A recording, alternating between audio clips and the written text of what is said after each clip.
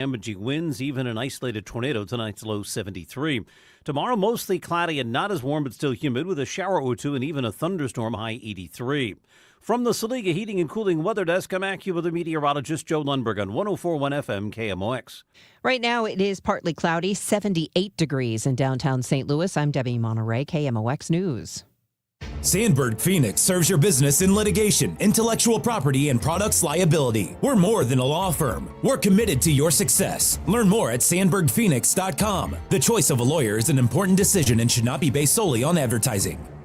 Chris Ronchi, Amy Mark Scores, The Chris and Amy Show on 104.1 FM KMOX. Good morning, friends, and a happy Friday. We are so happy to spend this warm Friday and maybe soon to be rainy Friday with you. 314-436-7900. It is the Chris and Amy Show until noon. We will then bring you the Gas House Gang at that time, talking Cardinals baseball and more. 314-436-7900. Call and text. Leave us voice messages from the Odyssey app. Listen to the show from that app. Listen to Cardinals baseball from that app. And you can go back and get our podcast later. If you want to watch the show, yeah, you can do that on Facebook, YouTube, or Twitter. We are at Chris Amy KMOX. Time now for the top of the order.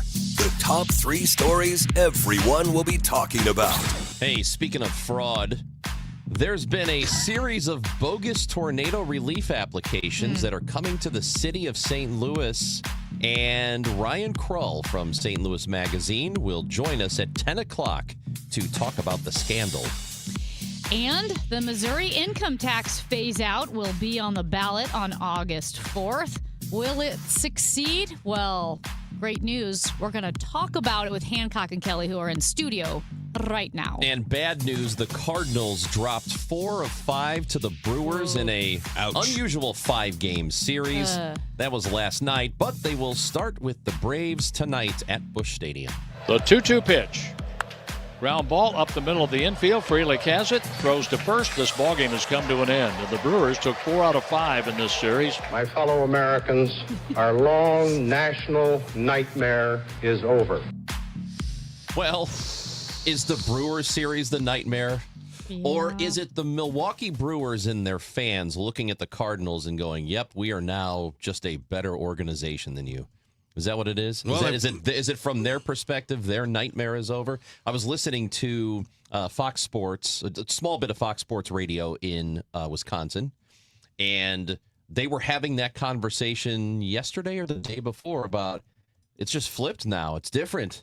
We meaning the Brewers, are now what the Cardinals used to be.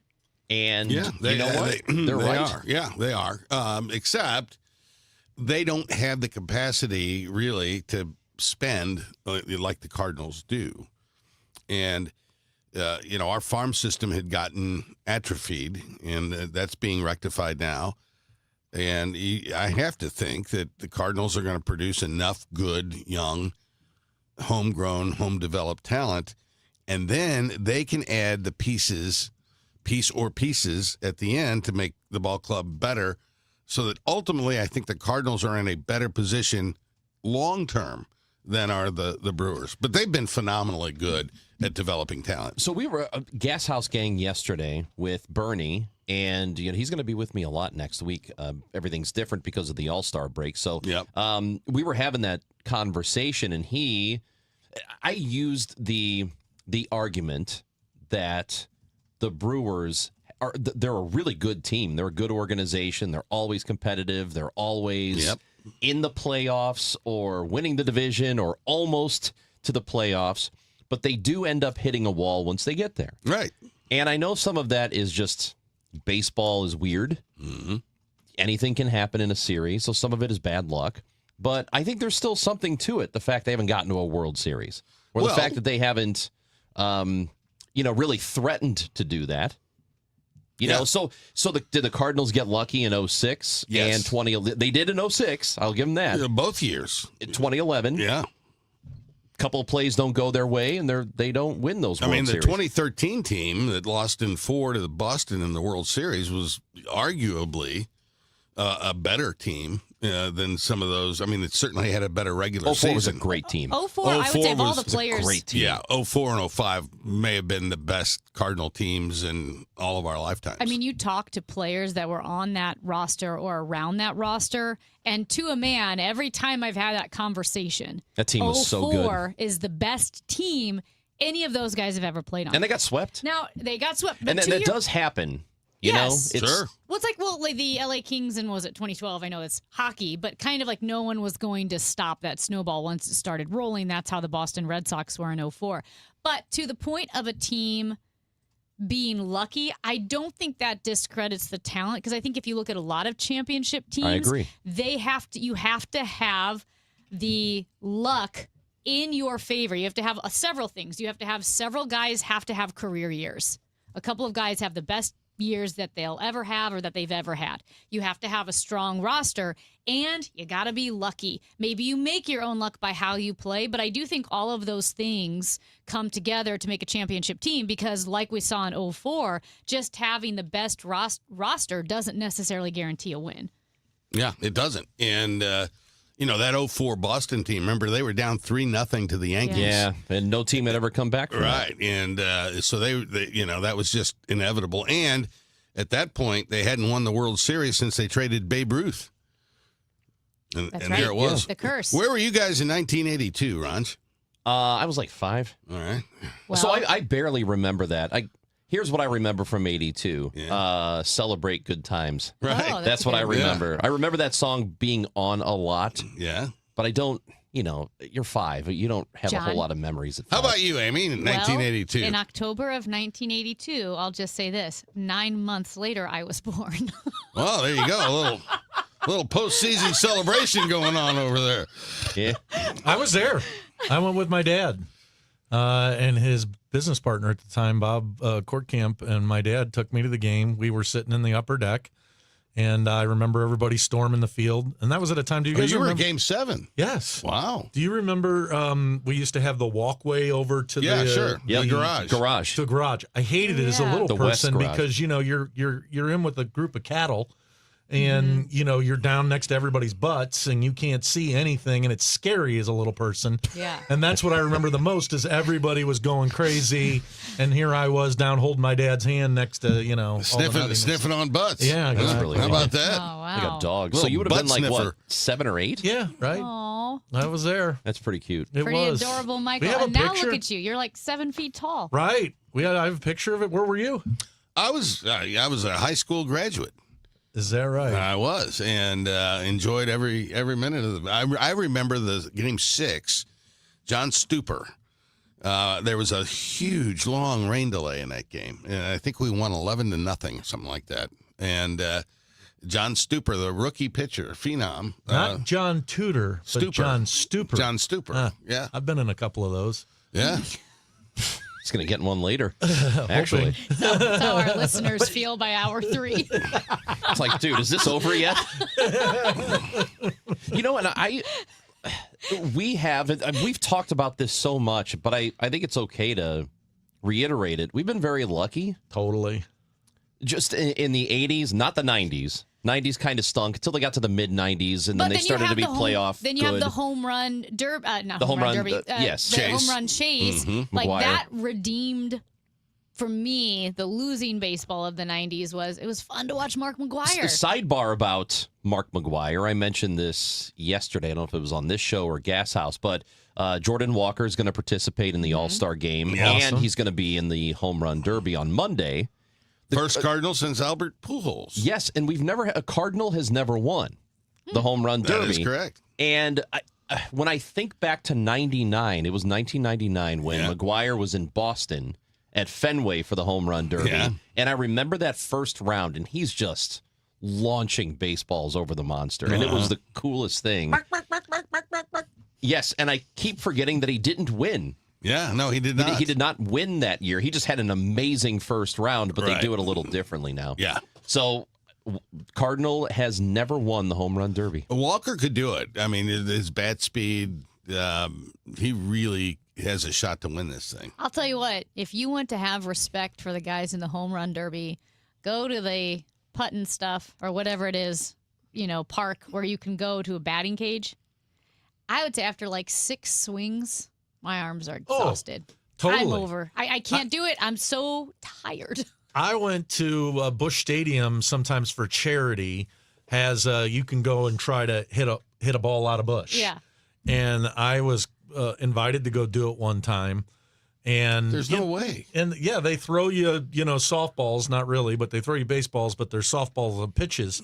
I was having a hard time getting it past the dirt. Yeah. In the infield. Well, I don't know how these guys do that. Yeah, I mean, some of it is the pitch speed. Right. You got to generate your own power, Yeah. obviously, Right. but it helps if it's coming in fast. I'll tell you and what. not at 40 miles an hour. Right. I know enough about baseball. I don't know a lot about baseball, but I know enough that I have played baseball, and again, this is either as a kid or just the batting cages, where when you hit the ball in the sweet spot of the bat, I don't know how to do it. Every time I've done it, it's been absolute luck. It's like everything is weightless. The ball is weightless. The bat is weightless, and it just explodes off your bat. And then when you hit it in the wrong spot, and it goes through the handle of the bat into your hands, and it hurts so bad. Yeah. That is, I know those two It's like touching a live wire. Oh, yes, it is. Yeah. I've never had the feeling with a baseball bat of what you've just described. Now, I've done it on a golf course before. Sometimes your smooth, softest swing on a golf course will be your longest drive. Don't go there, Hancock. Just hold your golf stuff, okay? But in baseball, I've never had that feeling. It just never got it. So before we hit the break here, I mean, we started this conversation talking about where the Brewers are and the Cardinals, Right. and as organizations, they have flipped. I still do think that the Cardinals here are on the right track. No question. And it will take them some time to build up to what Milwaukee has been. And I agree with John. I think they have, once they put together a good young team, they do have the capacity to add to it. Well, so that's one thing the Brewers have not done particularly well. They'll never have a $30 million pitcher in Milwaukee. We could have a $35 million pitcher here. And if you've got a true ace of the rotation with all these young guys coming up, that's really the missing piece right now. But I do think my point about Milwaukee hitting a wall, they're always competitive, get to the playoffs, whatever. That's hitting been the wall. case. Yeah. It's true.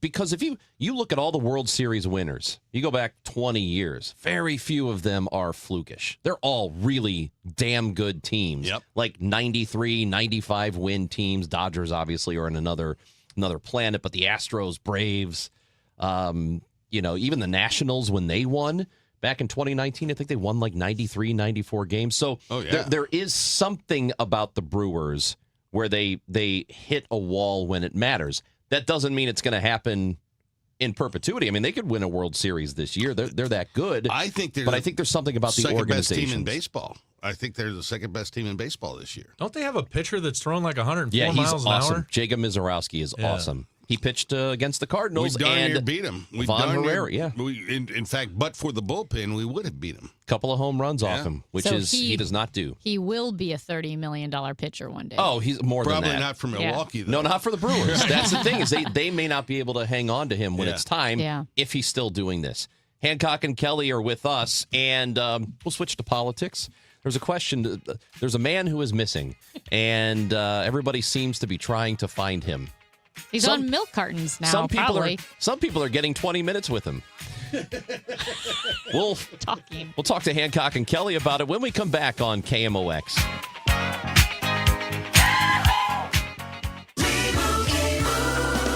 And Doug. Limu and I created a trick to help you remember that you can customize your car insurance and save with Liberty Mutual. You see, the shirts Limu and I wear are yellow, and yellow is the color of lemons, and lemons grow on trees, and trees provide oxygen, and oxygen helps us breathe, and breathing is how you live, and you can live more life when you save money by customizing your car insurance. I agree, Limu. It's really quite simple. Only pay for what you need at LibertyMutual.com. Liberty, liberty, liberty, liberty. Hi, this is Jim Brennan with McKelvey Homes, and this is it. Make no mistake, this is your last chance to live in Inverness at Bryan and Feisey Road. Save over $30,000 on one of our 2 remaining market-ready homes, and also special 4.75% financing for qualified buyers. Inverness is a beautiful community with trails, lakes, and a beautiful gazebo. Visit McKelveyhomes.com. Isn't it time to move up to McKelvey? History That Doesn't Suck is a legit, hard-hitting American history podcast told through entertaining stories. As we approach America's 250th anniversary, now might be the time to go back and learn how we got here. With more than 200 episodes, you can binge your way, decade by decade, defining event to defining event, from the founding into the 20th century. Join me, Professor Greg Jackson, for History That Doesn't Suck, an Odyssey podcast, available on Apple Podcasts, Spotify, or wherever you get your podcasts. This is the story of the one who keeps multiple buildings running smoothly day after day. Plumbing that flows, HVAC that hums, cleaning supplies that keep surfaces sparkling. That's why she counts on Grainger. With easy reordering online and 24/7 support, Grainger helps her keep the products she needs on hand. So shelves stay stocked and buildings stay ready. Call 1-800-GRAINGER, click Grainger.com, or just stop by. Grainger, for the ones who get it done.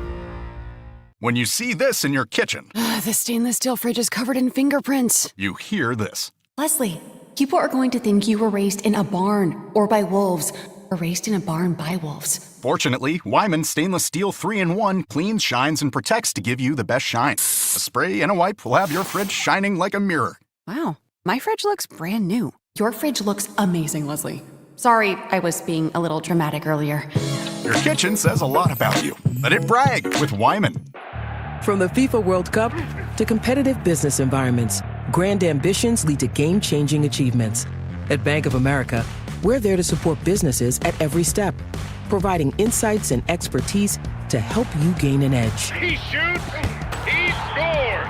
What would you like the power to do? Explore winning business solutions at BofA.com/gamechangers.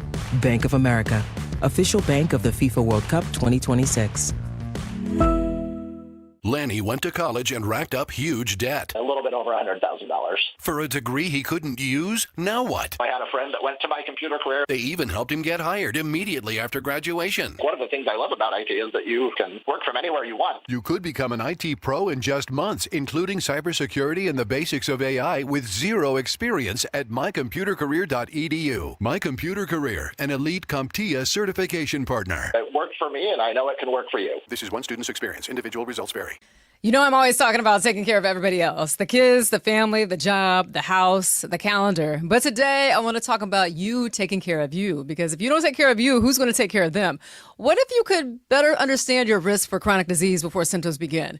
Simon Cancer Center has a tool called Your Disease Risk, and it does just that. It helps you get a better understanding of your risk for chronic disease and cancer before symptoms even start. It looks at things like lifestyle, family history, everyday habits, nutrition, physical activity, tobacco use, sleep, and screenings, because your health story is shaped by more than just genetics.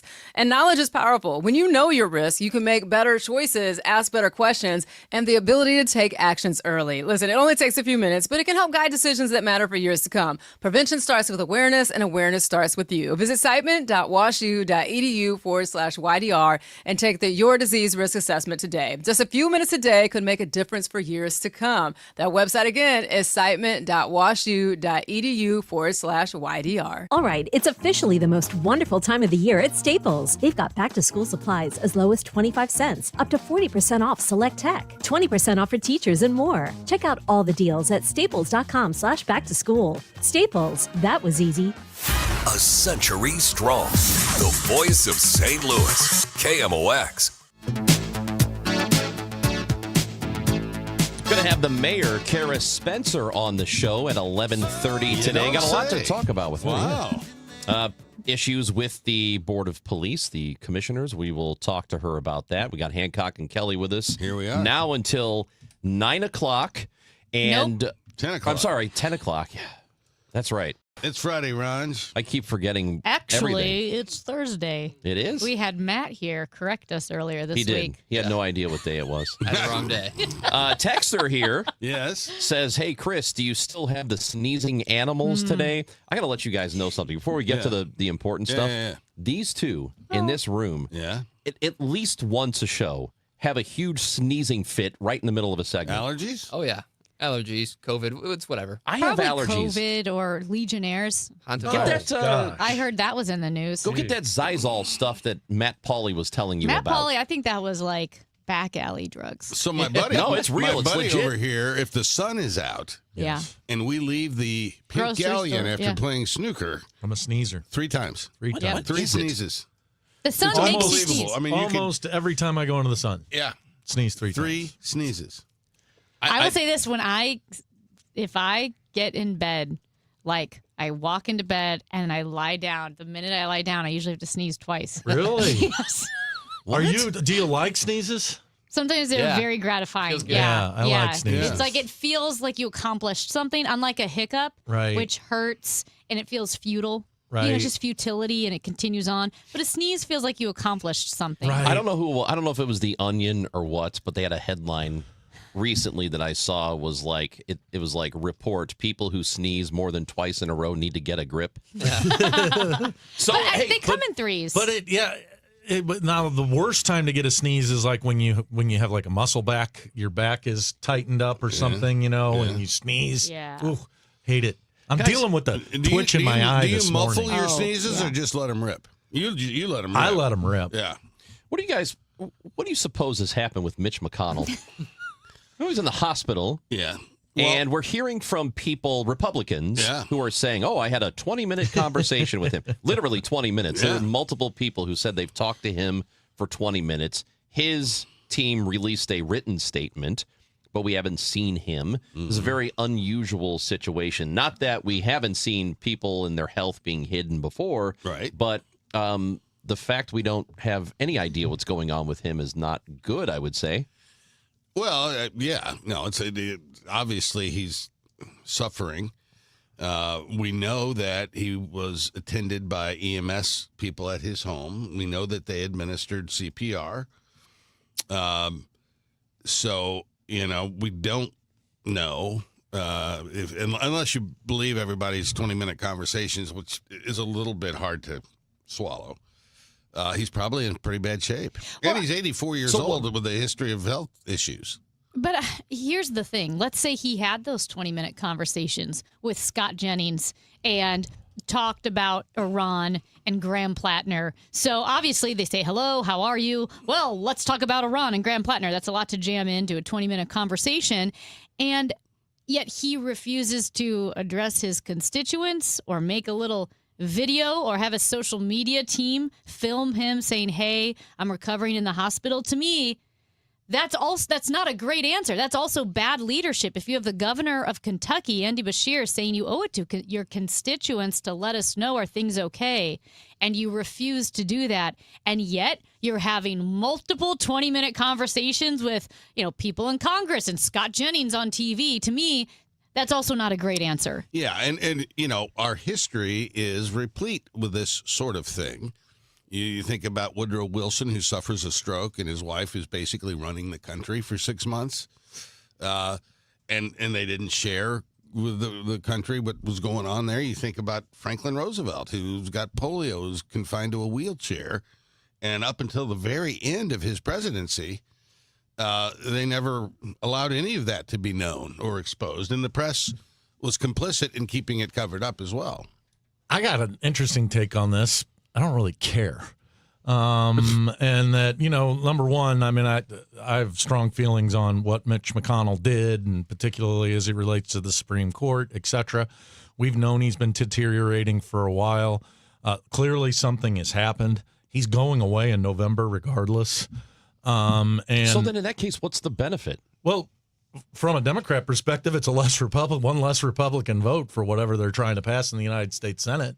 So I'm fine with that if he's sitting around and unable to show up and vote. From their perspective, why even hide it? Yeah, I don't get it. But I mean, we witnessed this with President, even more recently, we witnessed it with President Biden and stuff, this idea of protecting these folks to hold on to power. We talked about this during the commercial break. I just don't understand why these folks want to die doing this job. I mean, particularly, Mitch McConnell, you've been the most powerful person in the legislature, literally in the legislature for the last 20 or 30 years. What's the point of doing this job until you fall over dying? Do you not have a family? Do you not have places and things you want to go see? So I'm not sure I see that I get that. It's not right because you're supposed to serve the people.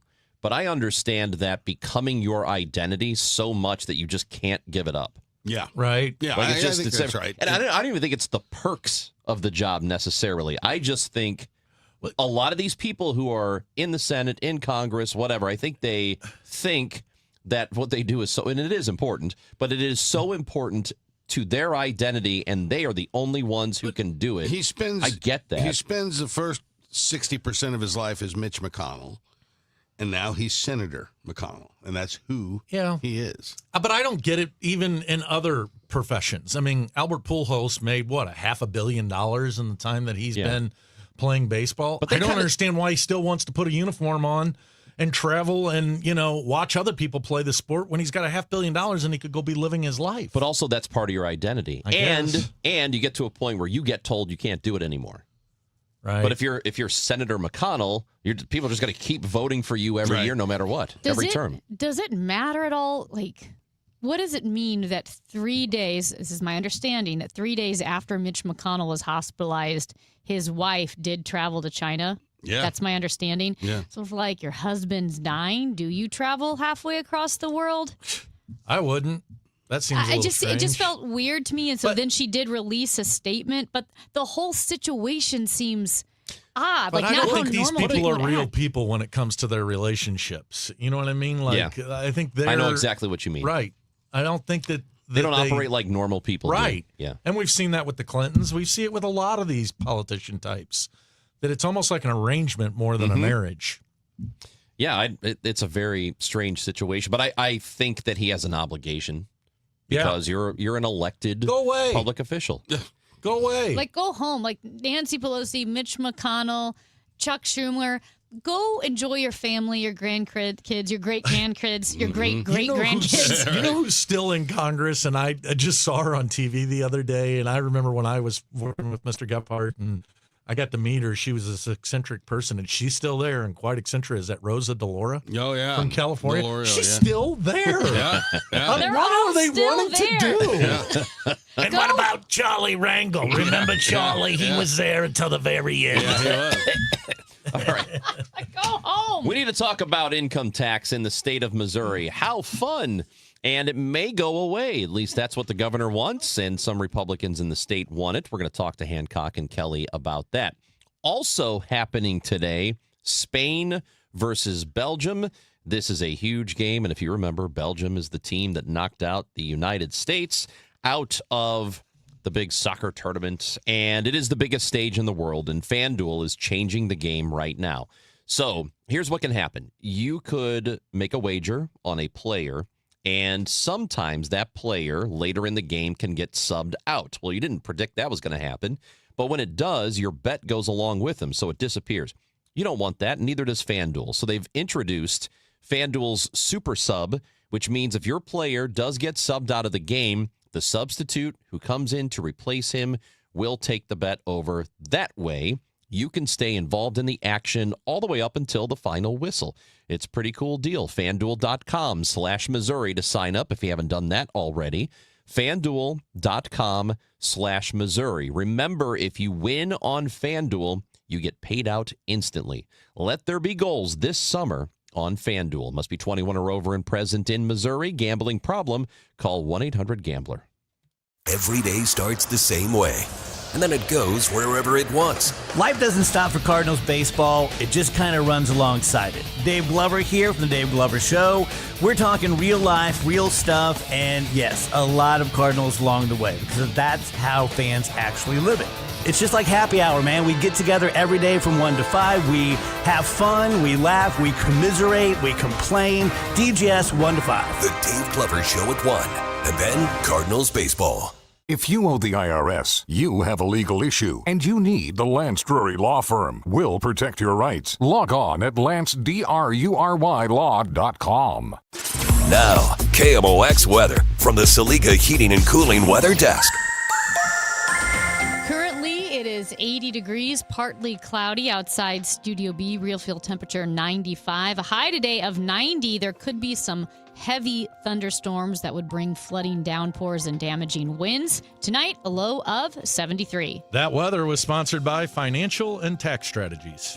If your retirement plan is mostly what if and a little fingers crossed, you deserve better answers than that. Check out Wealth and Wisdom Saturdays at 7 a.m. here on KMOX. I'm Gary Goldberg. Call 800-966-1690.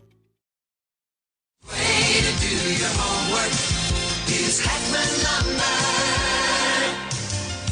Thinking about building a new deck? Start with the trained professionals at Hackman Lumber, home of one of the largest inventories of decking materials and accessories in Missouri. From treated lumber and cedar to all the leading names in decking, their team will help you choose the perfect materials for your dream deck. Then finish it off with endless railing options, balusters, and LED deck lighting to bring your backyard to life. Hackman Lumber will not be undersold on in-stock decking materials, guaranteed. Do it yourself? Their team is ready to help. Also, check out their expanded paint department with custom color matching. And don't forget, follow Hackman Lumber on Facebook, Instagram, and TikTok to catch weekly deals, specials, and project inspiration all season long. Or visit us at hackmanstl.com. Locations in St. Peters, Troy, and Pacific, Missouri.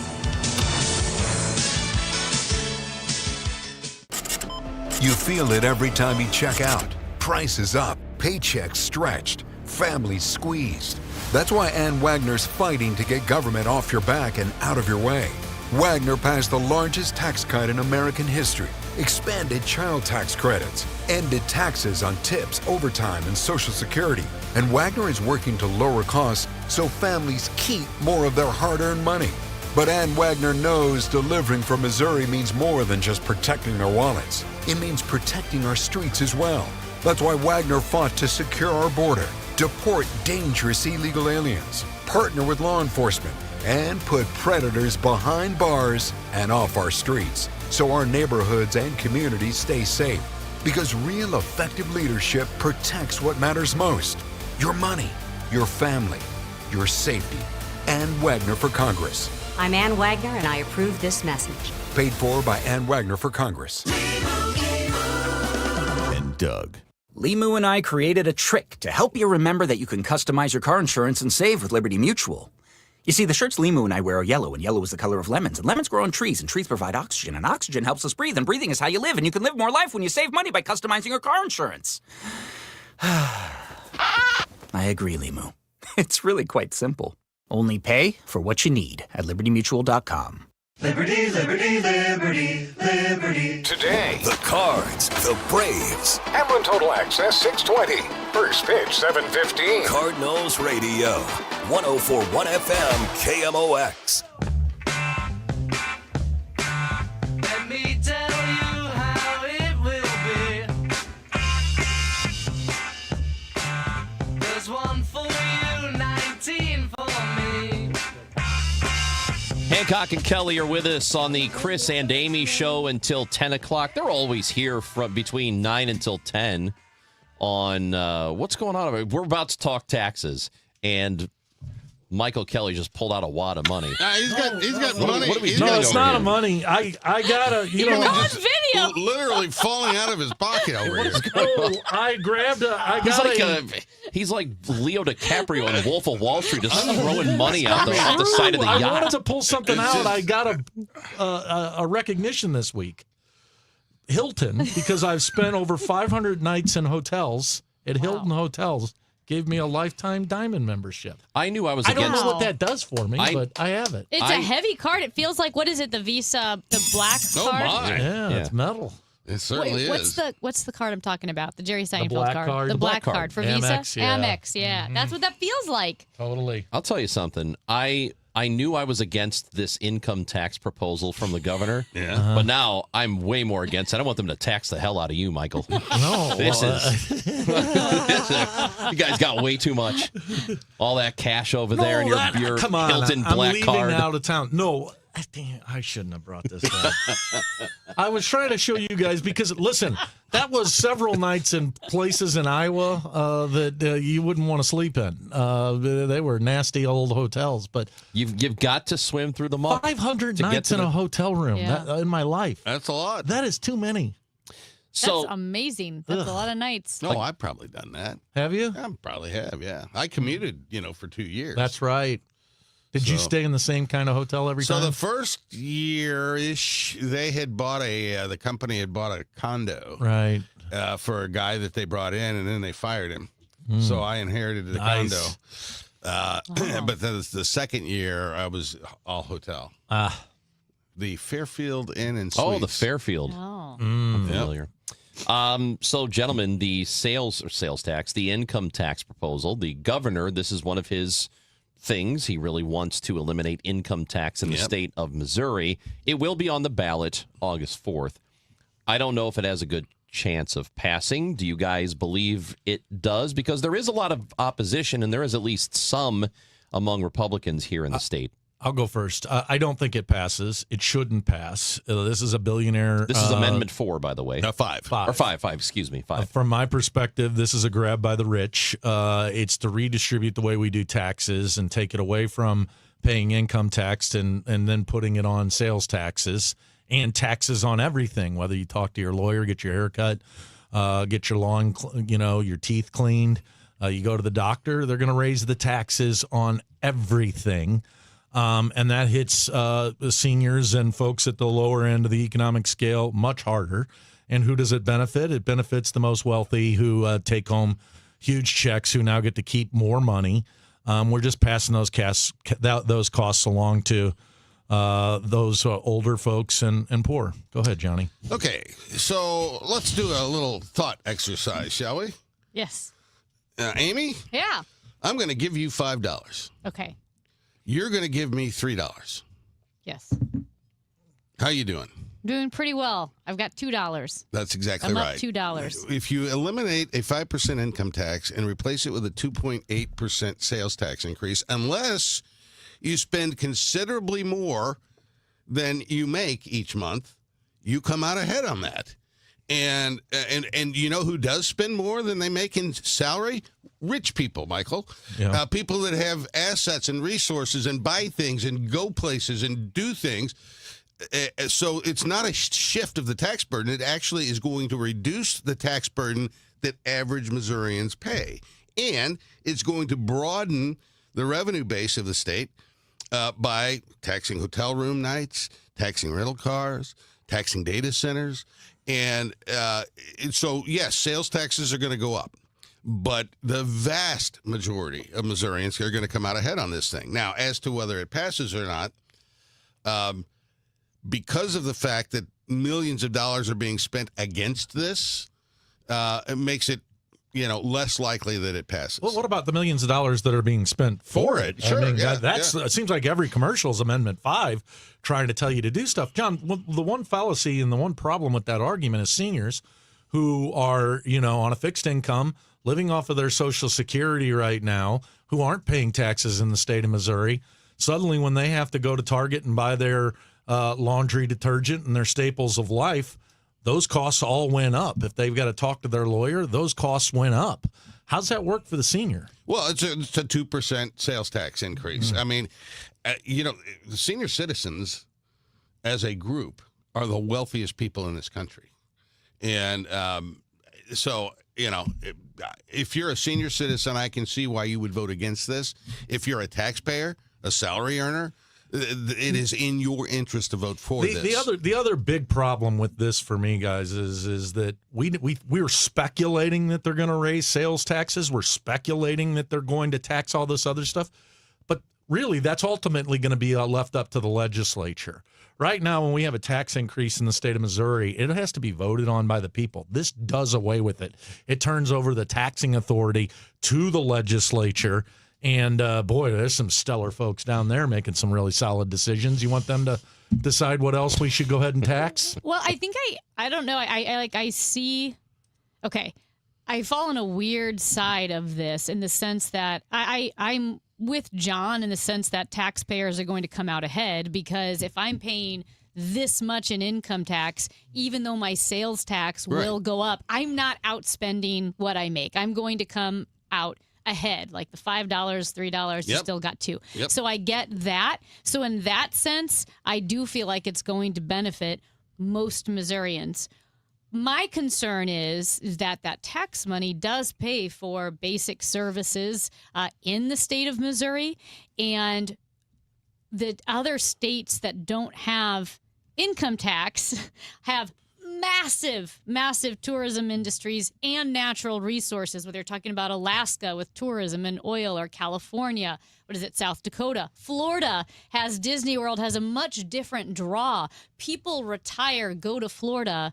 They don't retire and say, I'm moving to St. Louis. Like, we just have a very different draw. So while I agree that taxpayers will actually come out ahead, even though sales tax, they say, well, it's a regressive tax, but the way this would work is you'd have to be way outspending your income to fall behind on it.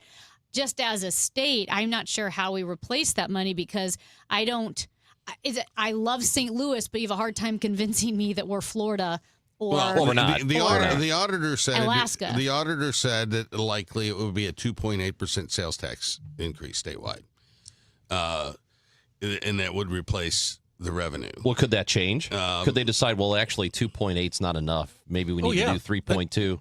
That's it. Sure. We're Maybe turning we need that to do authority 4. over the legislature just to decide what they want to do. But I will say the state auditor, whatever you may think about him, is a straight shooter. That doesn't Scott matter. Fitzpatrick. He may not be there forever. Yeah, but what I'm saying is his numbers are reliable here.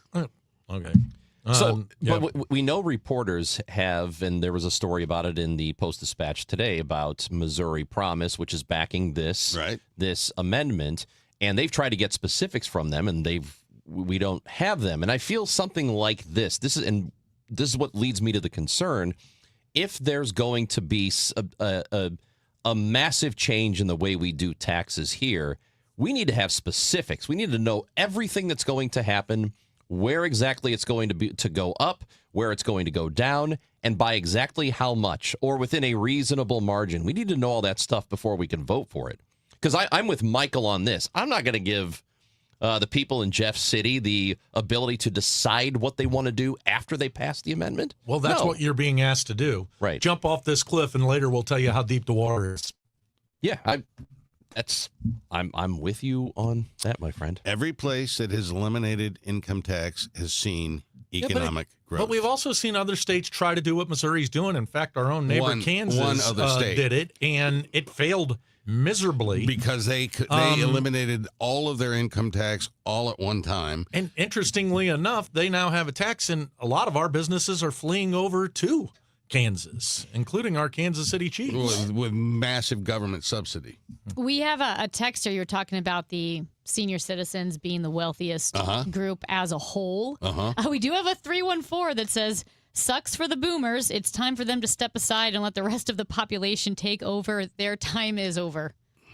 I think I see that in polling. I think that they're there's frustrated. a backlash against boomers on a number of issues. But at the end of the day, I don't buy. But yes, collectively, do I think seniors have a lot of money? Sure. Do I think collectively the majority of Missourian seniors are sitting there cash flush? Absolutely not. I think they're living hand to mouth, and they're trying to stay afloat at a time where the president and others are driving inflation and other costs up, and now we're going to throw another 4 or 5% sales tax on top of them for the staples of life. 2.8. 618 phone number asks, if the income tax were eliminated via the Constitution, would that have any impact on the legality of the city of St. Louis's 1% earnings tax? No. Nope. And also, I do think Amy brings up probably maybe not the best point, but it's one of the good or more important aspects of this. If part of the idea is to attract people to come here for whatever reason, bring their business, bring their families, the difference between Florida, Texas, Tennessee, and Missouri, all pretty great, right? And I don't think people are coming to Missouri just because the income tax is gone. Excellent point. I'm sorry, they're just not. But And tourism too. Like, we're going to make hotel rooms more expensive. Like, it's already not the place to go for vacation or business even. So Buddy, why would you? You're wrong about that. Really? Tourism is the second largest industry in this state. But I think that's the case in most states. Yeah, but compare it to other millions states' in- tourisms. On a per capita basis, Missouri does very well with tourism And in here- the industry. here's the other thing and it's not just you're kind of probably focused on St. Louis. Well, I mean, it is St. Louis is 40% of the revenue for the state, and it's a destination for a lot of the states to our southeast, people coming to it. But Southwest Missouri is booming with tourism. I mean, absolutely booming off the charts. So this is not the main point. It's kind of interesting. I know, we're talking about sports. Ron, you're a sports guy. Off the record, I spoke to some athletes, and I said, does a state with income tax really go that far in your decision on where you're going to play? I said, players aren't going to say, well, I wasn't going to play for the Cardinals or the Blues, but now I will because there's no state income tax. And they said, no, absolutely, it plays a role. It kind of surprised me. Well, I mean, when you're making $20 and $30 million a year, I'm sure that is a consideration. That's not. I mean, those folks are so unique in the circumstances that we're talking about. It's not the main point. It was just kind of. Yeah, I don't think people are going to choose to play for the Cardinals if there's no income tax because of that. No. And why would anybody be in California? Period. Right. The best team in baseball is in California. Exactly. And I get it. I was just surprised at if you're not, if you're not some of the main guys that are playing for the Dodgers, it's interesting what some of the other guys would consider. Well, all I got to say is if I trade you $5 for $3 and you decide to vote against that, I don't get it. Well, yeah, but on that one thing. That's what it is. Yeah, but that's what it is. If you're charging me a cover charge for everything else that's going on, those $2 don't last long. I'm not. Who the heck you're not, John? The $3 is the I cover have charge. to buy going forward now has to be paid for with that $2. Oh, but it's not going to be enough. No, buddy. Yes, because if I talk to my lawyer, if I get my hair cut, if I go to the dentist, you come out ahead. I'm paying sales tax. You come out ahead. Says who? Says me. Well, because I think the same $3 people who've been telling us is the forever extra that if we stuff. cut taxes, we're going to grow population. I have cut We've your been cutting taxes for 20 years in this state. Where's the population? I have cut your taxes by $5, and I have raised your taxes by $2.80. I don't think this argument has the weight you think it does. Okay. John, here's what I need you to do. I need you to guarantee Starbucks is going to be cheaper. If you could do that for me, then I'm in. They're not. They're raising their prices. Forget it. I'm out. Hancock and Kelly with us for a bit longer on the Chris and Amy Show. Broadcasting from the Scott Credit Union Studio, 104.1 FM, KMOX. You work hard, follow the rules, and get absolutely slammed by taxes. Your paycheck, taxed. Your property, taxed. Everything you buy, taxed. Missouri's tax system isn't broken, it's rigged against you. The lawyers and lobbyists working for big corporations and the super rich buried over 200 loopholes for themselves in our tax code. While they pay nothing on the services they use, working families are taxed over and over. It's no wonder they're lying about Amendment 5. Our corrupt tax system is rigged in their favor. They're getting a free ride on your back. Don't believe their lies. The truth is, Amendment 5 closes loopholes exploited by the super rich and slashes taxes paid by Missouri's working families, phasing out income taxes and cutting property taxes. They finally pay what they owe while you keep what you earn. Vote yes on Amendment 5.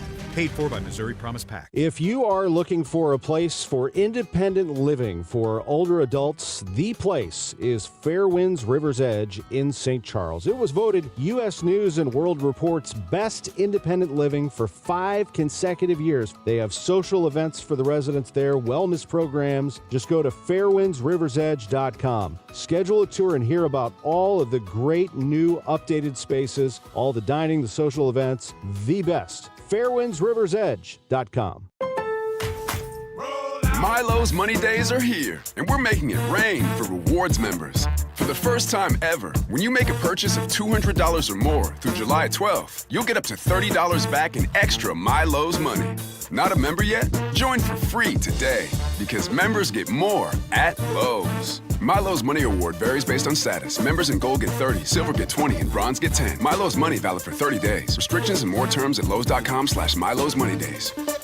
$5,000. That's the average amount of money people in the U.S. are now spending on gas in a year. $5,000. That's crazy. If you drive, you have to download Upside, the free app that gives you cash back for buying gas. That's right. You can earn cash back with Upside just for buying the gas you're already buying. You can literally start earning cash back today. I use Upside, and just last year, I made nearly $300. You're putting gas in your car anyway. Why not get cash back? If you like extra cash, Download Upside. I'm saving the cash I earn from using Upside to help pay for a vacation later this year. Download the free Upside app now to earn cash back when you fill your tank. Use promo code FRESH to get an extra 35 cents per gallon on your first tank. You can cash out anytime, right to your bank or a gift card for Amazon and other brands. Just download the free Upside app and use promo code FRESH for a 35 cents per gallon bonus on your first tank. That's code FRESH for a 35 cents per gallon bonus. Summer is officially here, and that means the family internet, it is working overtime. All our lives are always online, and that's why I rely on i3 Broadband. Traditional cable just can't keep up, but i3 delivers 100% true fiber directly into my home for ultra-smooth, reliable performance. Plus, they're a local provider that actually treats you like a neighbor. Skip the fake fiber. Head over to i3broadband.com/radio today or call 866-806-5485 to upgrade, because life runs better on fiber, and i3 Broadband is here for you. Well, I'm sure you're aware, I guess you can all imagine, that not only are we busy, but other reputable companies are also just as busy, if not busier, and it's only going to get worse. So if you know, I know this is tough, but if your system has not been keeping up with your house for just not this year, but last year, the year before, and even the year before that, if you want to quit doing it and just get it done, just call me, Bart Inman, and it's one easy number, the easiest of numbers that sometimes I forget. So write it down. 314-293-2600, Missouri and Illinois, or on the internet, bartinman.com. That is Bart with a B, Inman with an I.com. God bless. The Chris and Amy Show on 104.1 FM, KMOX.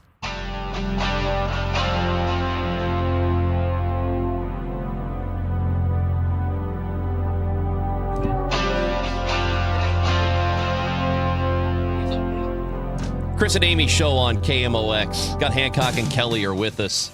And we do have our question of the week on our Twitter account. Do you guys follow our Twitter account? Oh, yes. I hang on every word. At Chris Amy KMOX. You need to be following. I swear to God, if I look at your phone and you do not follow us, I'm going to throw your phone in the toilet like my ex-girlfriend did once. Ooh. Question of the week. She looked at him and threw his phone in the toilet. Yeah. It was like 20 years ago. That's mean. Interesting relationship. She took the phone.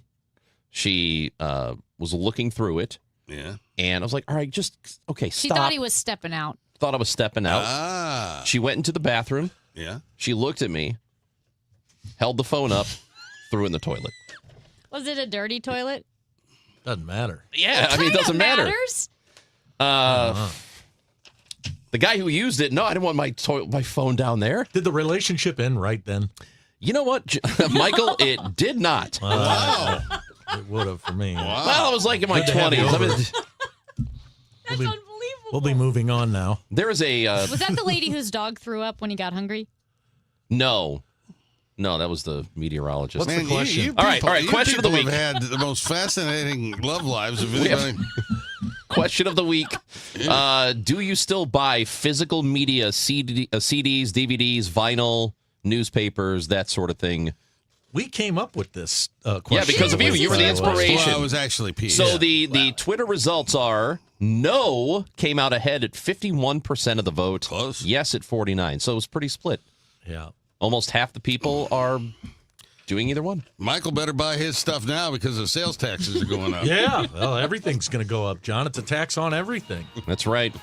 Guys, have a great weekend. Yeah. Planning on it? We'll talk to you next week. All right, we'll see it. All right, now we got to talk about these bogus tornado relief applications. Ryan Krull, staff writer for St. Louis Magazine, he's on it. He'll join us next on KMOX. It's time for a $98 AC tune-up. From the FIFA World Cup to competitive business environments, grand ambitions lead to game-changing achievements. At Bank of America, we're there to support businesses at every step, providing insights and expertise to help you gain an edge. He shoots, he scores. What would you like the power to do? Explore winning business solutions at BofA.com/gamechangers. Bank of America, official bank of the FIFA World Cup 2026. Wesley Financial Group is not a law firm, and Chuck McDowell definitely not an attorney. This is Chuck. If someone talked you into buying something really silly and you want to get out of that silly little thing, my advice, get the facts. Call me and I'll send you our timeshare exit kit absolutely free. Inside, you'll learn how timeshare works and all your options for cancellation. Call Wesley now for your free exit information kit. 800-909-9696. 800-909-9696. Let me tell you something about insurance. When you sign your insurance policy, for some brokers, that's the finish line. Handshake, commission, done. Then you may not hear from them again until it's time for renewal. But your business runs all year, so do the gaps and the risk. So go to Supersure.com. If your company has more than 25 employees, whether you're the owner, CFO, or HR manager, it can be too complex to just go buy a policy online. Supersure is the super agency built for you, licensed in every state for your business insurance and employee benefits, all with year-round support for you and your team. At Supersure.com, you can access tools like fine print facts. It'll translate your current policy into plain English so you see what's covered and what's not. Plus a business value calculator so you can estimate what your business is worth so you know what actually needs protecting. Go to Supersure.com. One super agency, one powerful platform, all your policies in one place. Supersure.com. That's Supersure.com. Paid for by Supersure Insurance Agency, LLC, a licensed insurance agency. Man, I love this place. I've been surfing here since I was a kid. Now, seeing my grandson out on the water, it means everything to me. Watching him and taking in the blue waves, the sea breeze, the blurry horizon. If you have geographic atrophy, or GA, subtle changes in vision could mean it's progressing toward irreversible vision loss. Izervay is proven to slow GA progression and could help preserve your vision for longer, so you may keep seeing the world around you. Izervay, or avacincaptad pegol, is an eye injection. Don't take it if you have an infection or active swelling in or around your eye. Izervay can cause eye infection, retinal detachment, or increased risk of wet AMD. Izervay may cause blood in the white of the eye, blurred vision, or a temporary increase in eye pressure. Do not drive or use machinery until vision has recovered after an eye injection or exam. Ask your retina specialist how you can slow your GA with Izervay. To learn more, call 1-855-IZERVAY or go to izervay.com. Paid for by Astellas Pharma. Celebrating 100 years of informing and entertaining. KMOX AM St. Louis. KMOX FM Hazelwood. The voice of St. Louis. It is 10 o'clock, and right now we've got cloudy skies, a little bit of sunshine, 81 degrees in downtown St. Louis. I'm Debbie Monterey. Bad weather has been hampering the search for an aircraft that may have gone down south of Waterloo around 2:30 this morning. Search efforts as the sun came up are focused on the areas of J Road, Illinois Route 156, KK Road, and Sportsman Road south of Waterloo. That search team includes Waterloo Fire, Monroe County Sheriff's Department and EMS, Illinois State Police, and coordination with the FAA. The aircraft is believed to be a Beechcraft Baron 55. We'll continue to update the story for you.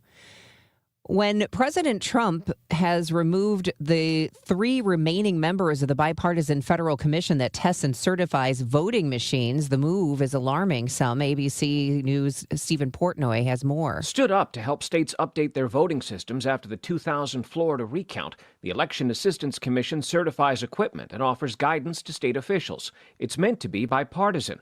An aide says the president has the right to remove officials who, quote, may not be totally aligned with the important task of securing America's elections and ensuring every legal vote is counted. Top Senate Democrat Chuck Schumer calls the firings a brazen attempt to seize control of elections months before the midterms. President Trump has chosen not to sign a sweeping bipartisan housing affordability bill, angry that Congress hasn't approved his strict voter ID bill. Still, the housing measure could become law today if Trump doesn't veto it. A series of unclaimed airstrikes have hit Iran after the U.S. said it ended its attacks, raising questions about who targeted the Islamic Republic. And one of Spain's deadliest wildfires has killed 12 people.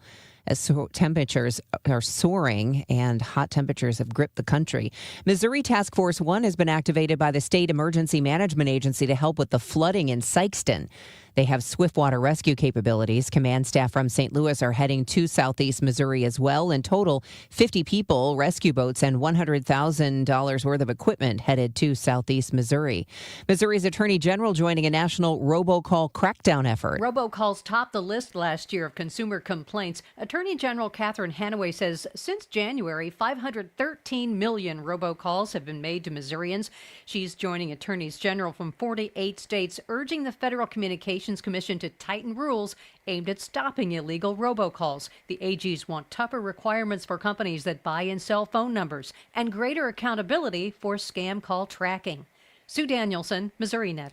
The weather is sponsored by i3 Broadband. Intervals of clouds and sun, very warm and humid this afternoon with a thunderstorm or two in the area, the high 90. A couple of strong to severe thunderstorms during the late afternoon and nighttime hours can be severe with flooding downpours, damaging wind gusts, even an isolated tornado.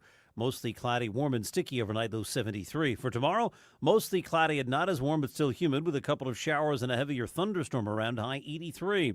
From the Saliga Heating and Cooling Weather Desk, I'm AccuWeather meteorologist Joe Lundberg on 104.1 FM KMOX. It is cloudy with some sunshine, 81 degrees. Summer celebrations are here, and i3 Broadband keeps you connected. Head to i3broadband.com/radio or call 866-806-5485 to upgrade today because life runs better on fiber, and i3 Broadband is here for you. I'm Debbie Monterey, KMOX News. Chris Ranji, Amy Marks Kors. The Chris and Amy Show on 104.1 FM KMOX.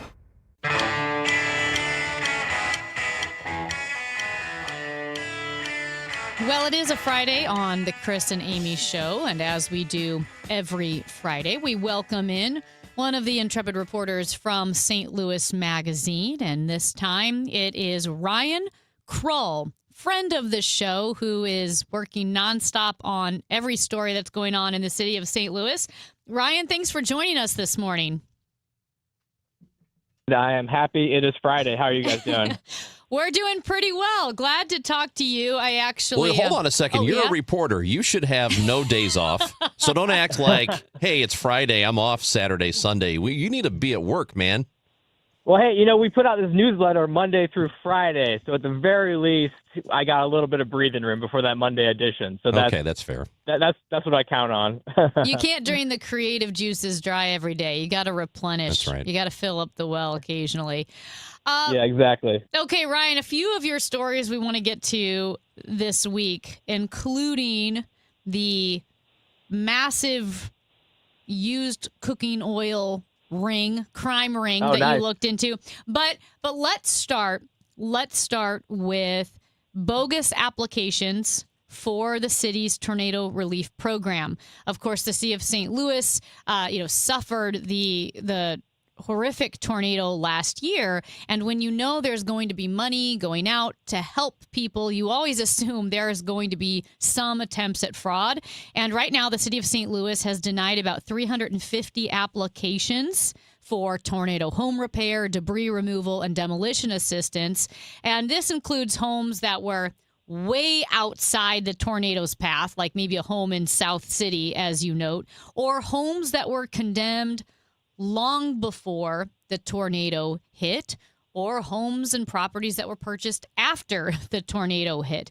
So what do we know about the extent of these denials and how much it's really holding up the process of helping legitimate claims? Yeah, great question. So this kind of got on my radar. I bumped into Julian Nix, who's the guy in City Hall who's running the Office of Recovery, and he just sort of said casually, kind of offhand, like, man, one thing I didn't expect was how much we'd have to sort of weed out these bogus applications. And yeah, to your point, thus far the ones that have been denied that I write about in the story are the ones that are obviously bogus, kind of like the low hanging fruit in terms of properties that are just not they're not due this relief. So, like, for instance, there's an address that someone applied for relief for that doesn't even exist in the city. It doesn't exist anywhere. There's a bunch in the county. There's a bunch in South City, like you said. So it's not so much that this is, like, holding up the process and everyone's having to sort of stop everything to weed this stuff out. But it is just something that the city did not expect at all to have to deal with at this level. And the other thing that I think is really important here is, if you remember, I think it was like a year and a half ago, there was this scandal related to ARPA money, where Yes. there was ARPA money designated to help North City businesses. And a bunch of that money was about to go out the door to entities that weren't in North City and weren't even businesses. And it was a huge scandal. And it kind of like stymied everything in City Hall for a number of weeks.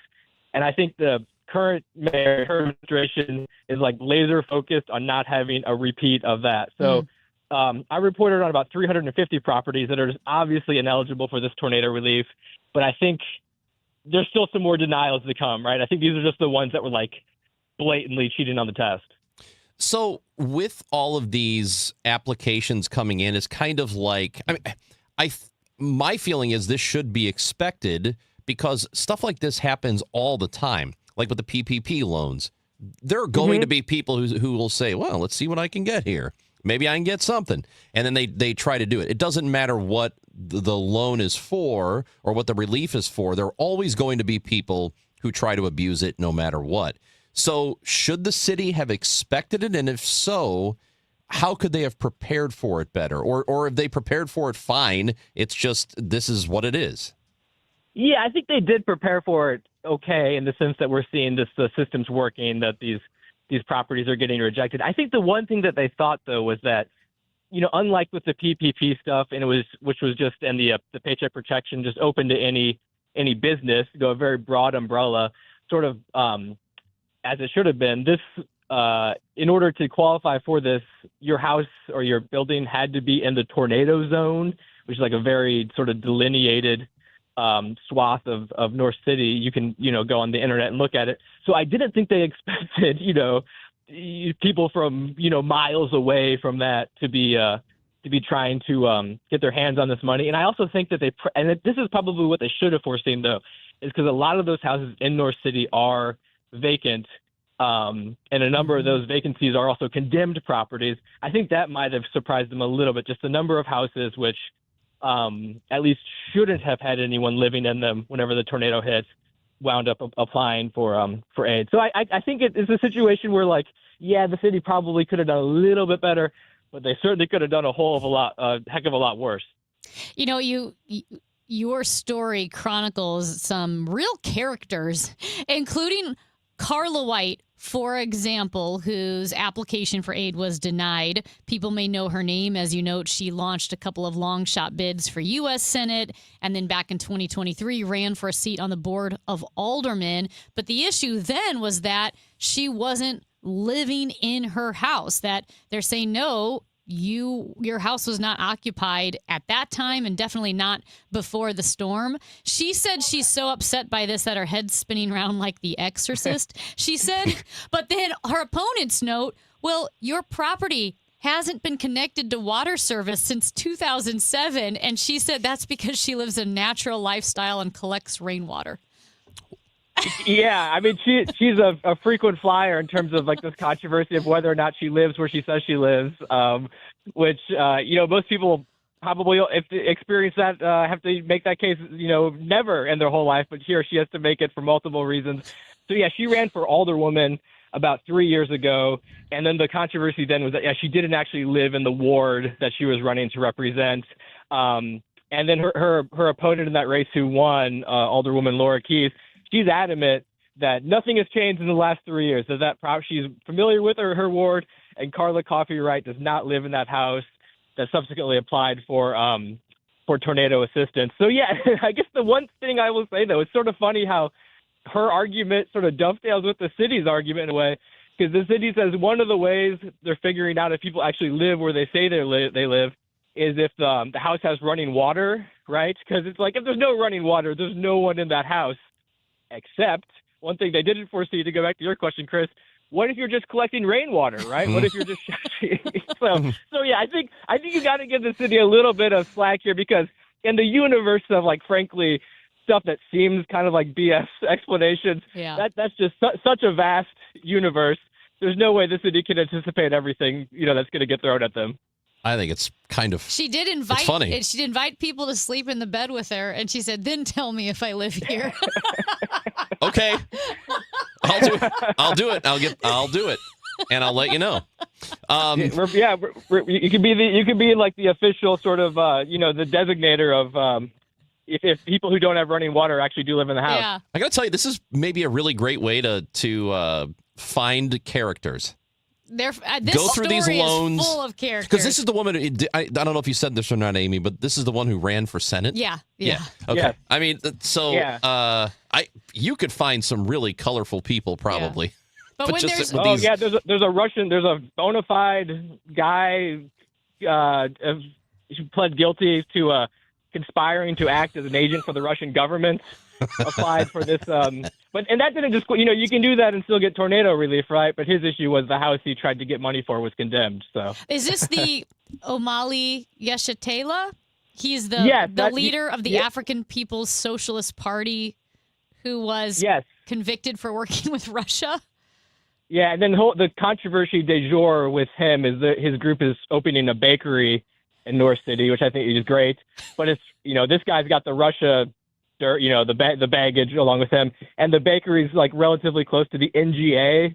So I think there was some, concern. They're building like a tunnel or something like that. I don't know exactly what the concern was. That's very funny. He was convicted in federal court. Yeah. Of conspiring to act as Russian agents. That's probably not great.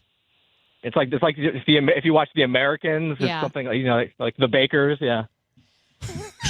Jeez Louise. Well, that's such good stuff. Hey, what's the latest on the stolen grease? Yeah. Because you were covering a story about, or anybody's been to a restaurant or a bar, and sometimes there's a patio out back, and they've got these dumpsters, and there's one dumpster that looks a little different than the rest, and it smells worse, and it's got used cooking grease in it. And I guess every restaurant really has these things so that they can dispose of the grease. Well, there's a crime ring around these grease dumpsters where people are stealing it and selling it. And I saw you were outside of McGurk's. This is within the last couple of weeks covering this story. So what exactly is going on here? So this goes deeper than I thought. I kind of got interested in this last year just when I saw that this one guy was arrested for robbing grease, from McGurk's over the course of 3 nights. And my real interest, I gotta admit, was the fact that years ago there was a Simpsons episode where Homer moonlights as a grease thief. If you recall that one. No. So I it just struck a chord with me. So I just followed the case, through its various iterations. Not much happened, and then suddenly there was a note of this guy's case file that said the sort of low level case is paused pending a federal indictment. And I thought federal indictment for stealing grease? That's wild.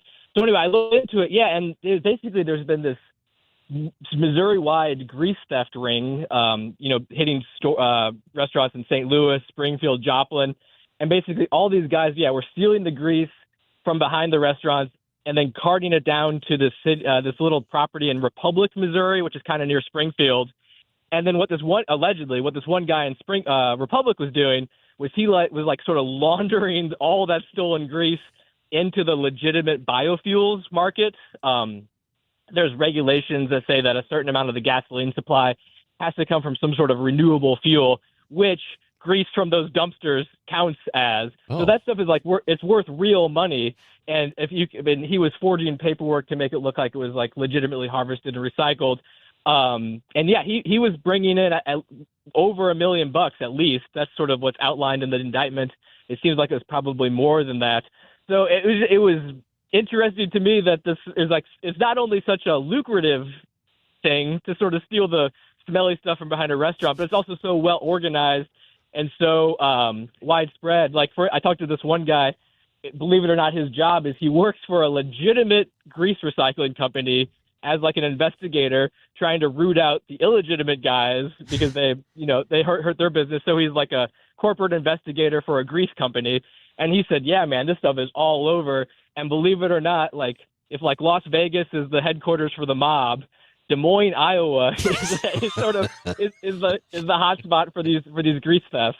Dude, I love this. It's so wild. I didn't know there was a whole a black market for stolen grease from restaurants.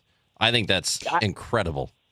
I had no idea. I mean, that stuff is they call it yellow gold apparently, which is sort of very funny. But yeah, it is. I mean, if there's a way to make a buck, right? Criminals will find a way. So I guess it's just another iteration of that. Yeah, what do restaurants do to try and prevent that? Because they're just open containers in the back of the place. I'm not sure what you could do about it. Lock it up? Yeah, it is really hard. You could lock it up, but then they can just cut the lock off. And it's also for criminals. This corporate investigator told me it's a pretty low risk, high reward operation, because if you have like a big truck, which you need to suck all this grease out, you sort of just like kind of look legitimate, right? So if police pass by like a sort of a big rig essentially doing some work in an alley, it doesn't look like what you think of when you think of a crime. And he said oftentimes actually whenever the cops do come up and just sort of say like, hey, what's going on here? This isn't the usual guys who pick up the grease. The criminals will just say, oh, we're subcontracting this job. And because they're picking it up like at 1 a.m., who can the cops call to verify whether or not that's true? So he said it's just a crime that's, doesn't present a lot of danger for the criminals. And then obviously if you can get the stuff to the right people, it's worth a lot of money. Well, I am just impressed that you coined a term, grease henchman. So I guess I'll use that. And what should we be on the lookout for? Is it semi-trucks? That's what they're using to load this stuff up, or are they smaller trucks? It's like the trucks that have the sort of like oval-looking shape thing on the back, like a gas container. And it's got a big hose. But the giveaway, I think that we should talk to the SLMPD about this, because the giveaway is that the ones that are used for crime don't have any corporate logo on it. So that's he said that's the giveaway. So all right, I'll be on the lookout. Yeah. You've been deputized. You get the grease henchman. I'm in the neighborhood with McGurk's, so I'll be on the lookout. I'll be looking out for those guys. If you see something, say something. Very good. Thank you, Ryan Krull, St. Louis Magazine. It's always great to talk to you. Thanks for being with us. Hey, you guys have a great weekend.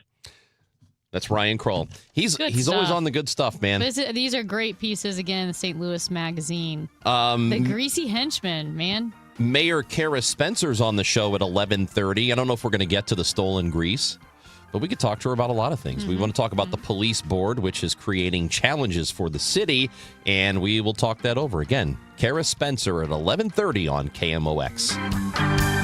Hi, this is Charlie Brennan. When you go to the Audiology Center, you'll see a doctor of audiology. And with us right now, Dr. Colleen Bosler. Dr. Bosler, what are some of the signs of hearing loss?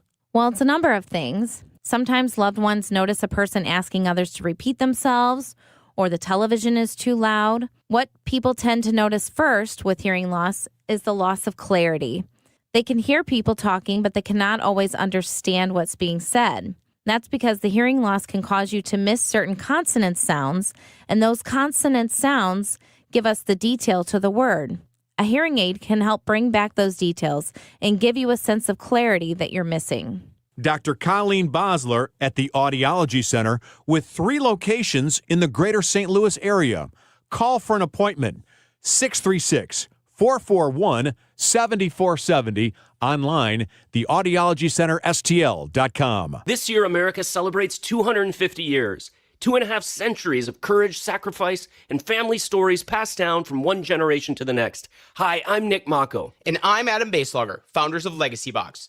Your family's piece of the American story is sitting in an attic or closet right now, trapped on aging VHS tapes, camcorder tapes, film reels, and fading photos. Those boxes hold moments you can never recreate. Your wedding day, your children's voices when they were little, grandparents coming back to life on screen. Over 2 million families have trusted Legacy Box.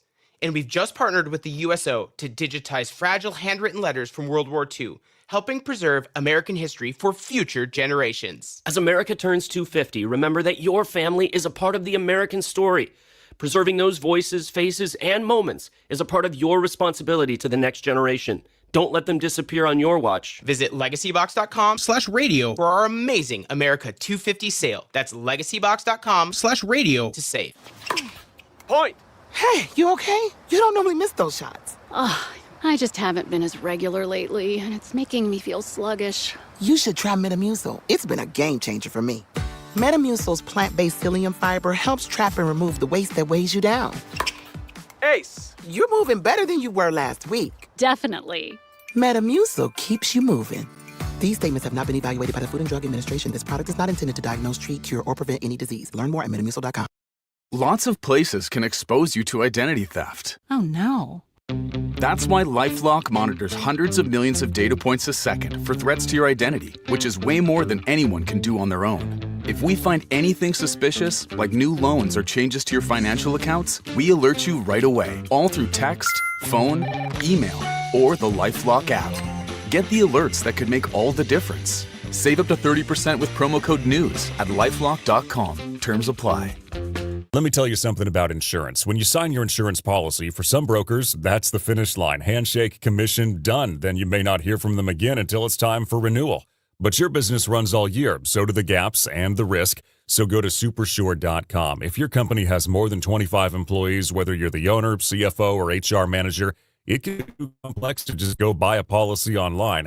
Supersure is the super agency built for you, licensed in every state for your business insurance and employee benefits, all with year-round support for you and your team. At Supersure.com, you can access tools like fine print facts. It'll translate your current policy into plain English so you see what's covered and what's not. Plus a business value calculator so you can estimate what your business is worth so you know what actually needs protecting. Go to Supersure.com. One super agency, one powerful platform, all your policies in one place. Supersure.com. That's Supersure.com. Paid for by Supersure Insurance Agency, LLC, a licensed insurance agency.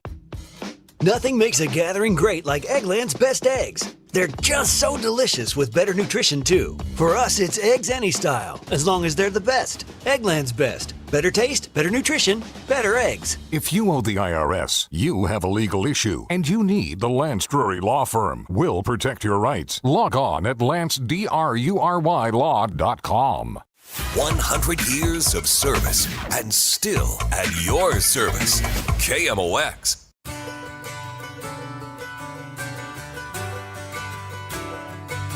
Here's another World Cup game that's going to happen in Kansas City on Saturday. It'll be Argentina playing, so Leo Messi against Switzerland. That'll be a fun evening. It's an 8 o'clock game. And you know, remember all the reporting about how Kansas City was not doing very well leading up to the World Cup, that the hotel rooms were going unbooked, and there were a lot of once the World Cup started, there were a lot of businesses saying, hey, we're not seeing the traffic. We told we were going to have traffic. We're not seeing the foot traffic. FIFA bought up, reserved all those hotel rooms, and then dumped 80% of them. It's pretty bad. Right before the tournament. So apparently, though, Kansas City is doing very well in one area. Okay. And I have to give, I don't know if this was intentional or not, but I have to give Fox 4 and KC some credit.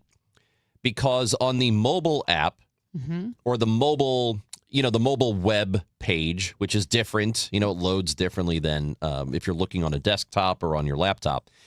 So the story is the headline, all right, is a little bit too long to have the whole thing on a mobile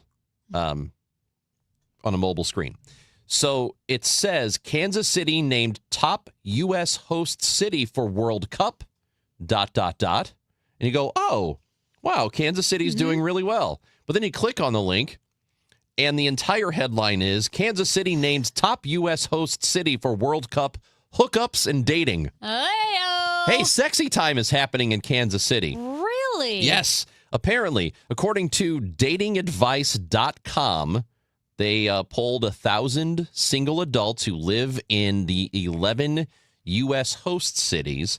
And Kansas City came back number one for people reporting that it has improved their dating life with all the newcomers. So let me think.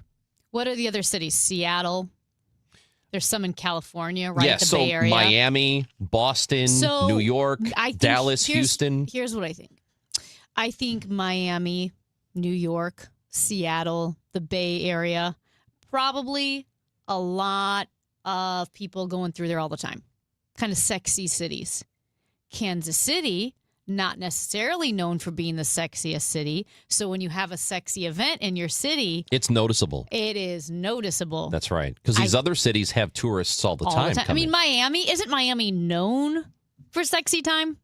Isn't it always sexy? Yeah, man. That's what it's known for, the That's sexy right. city. I think that's its official slogan. Well, I don't know if it is, but it might be. Kansas City's official slogan is barbecue. And what's great about this for Kansas City, and we love KC. We love no, them. we don't. Sporting KC, Ronj, that comes out of Kansas City. You know that, right? Oh, crap. Kansas City is often known as one of the worst dating cities in the entire country. Really? Yeah. In fact, in a recent, it's called Sperling's Best Places. Who's they Sperling? I don't know. They did they put together several factors using census data, and they determined pretty recently that the worst dating city in the country was Kansas City, Missouri. I bet Sperling. Followed by I Wichita, can see that. Twin Cities, Minnesota, which is interesting. Detroit, Louisville, Greensboro, Atlanta. I would think Atlanta's pretty good. What? Pittsburgh, Houston, and Charlotte. We're not on their list. That list. What was that stupid we're the survey that best came out? Place to be single. Yeah. I think it means the What are you best place to talking about? stay single. Yes. I think it messed up the wording It's the best city in the country. to stay single, not to be single. Like if you want to ensure you're going to stay single for the rest of your life, move Yeah. to St. Louis. So I think yes, that's what they meant. Sperling lives in Kansas City. Let me look at my census data. I can't go on any dates around here. There's nothing in Kansas City. Nothing. I think it's doing better than we are. Yeah, there ain't. Come on. Incrementally. Kansas City sucks. What are you talking That's about? a terrible thing to say. Sucks. Only Sporting KC is terrible. Yeah, the whole city sucks. What are we talking Not about here? true. Yeah, let us know if Kansas City sucks. It doesn't. 314-436-7900. I guarantee you I'm right on this. We're going to talk to Gen C, City SC broadcaster on Y98. The World Cup continues, and we'll talk to Jen when we come back on KMOX. It's time for a $98 AC tune-up. Before YouTube DIY videos, before skip ad, before don't forget to like and subscribe, there was KMOX. And this Saturday, we're still at your service. At 8, the Garden Hotline with Michelle Reeser-West, sponsored by Chesterfield Valley Nursery. At 11, the Home Improvement Show with Rich Orris, sponsored by Mosby Building Arts. So, skip the videos and get it done right. KMOX is at your service, starting Saturday at 8. And Doug. Limu and I created a trick to help you remember that you can customize your car insurance and save with Liberty Mutual. You see, the shirts Limu and I wear are yellow, and yellow is the color of lemons, and lemons grow on trees, and trees provide oxygen, and oxygen helps us breathe, and breathing is how you live, and you can live more life when you save money by customizing your car insurance. I agree, Limu. It's really quite simple. Only pay for what you need at libertymutual.com. Liberty, liberty, liberty, liberty.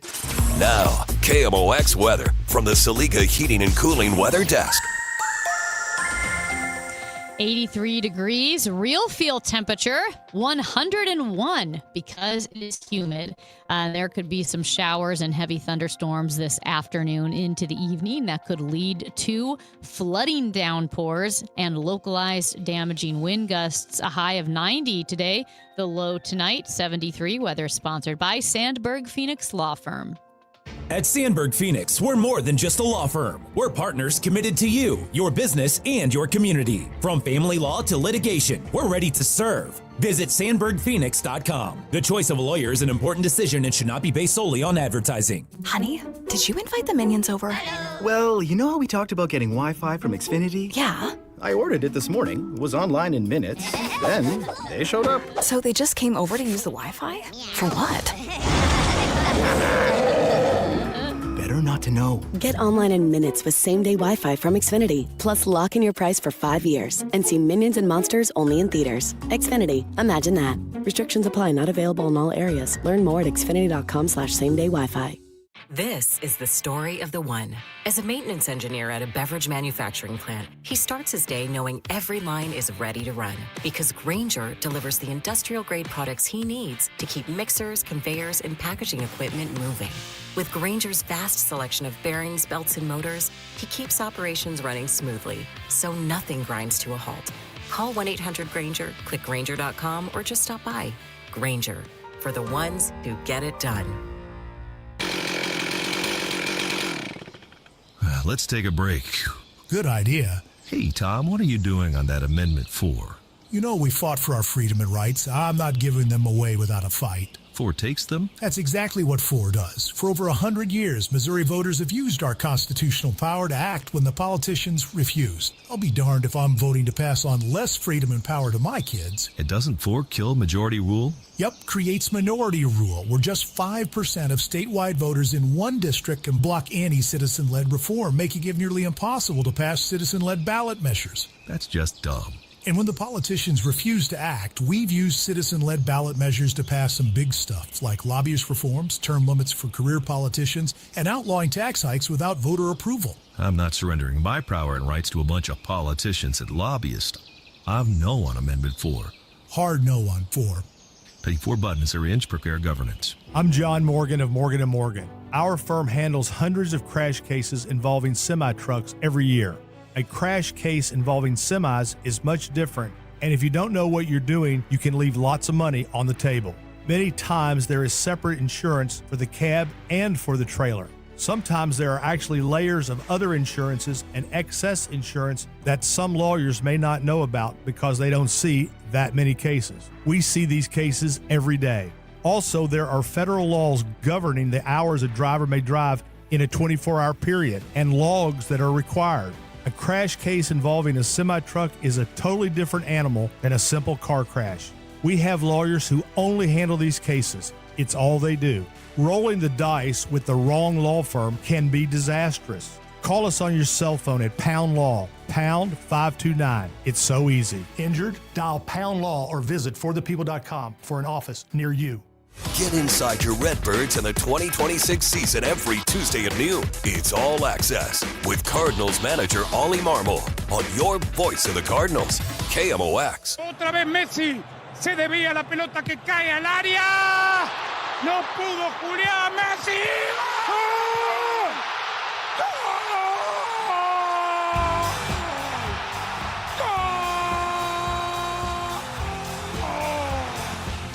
Andres Cantor from Telemundo, one of the greats in sports broadcasting, after Messi tied the game up for Argentina against Egypt earlier in the week, and then they go on to win. They scored a couple of goals in just a handful of minutes, very, very late in that one.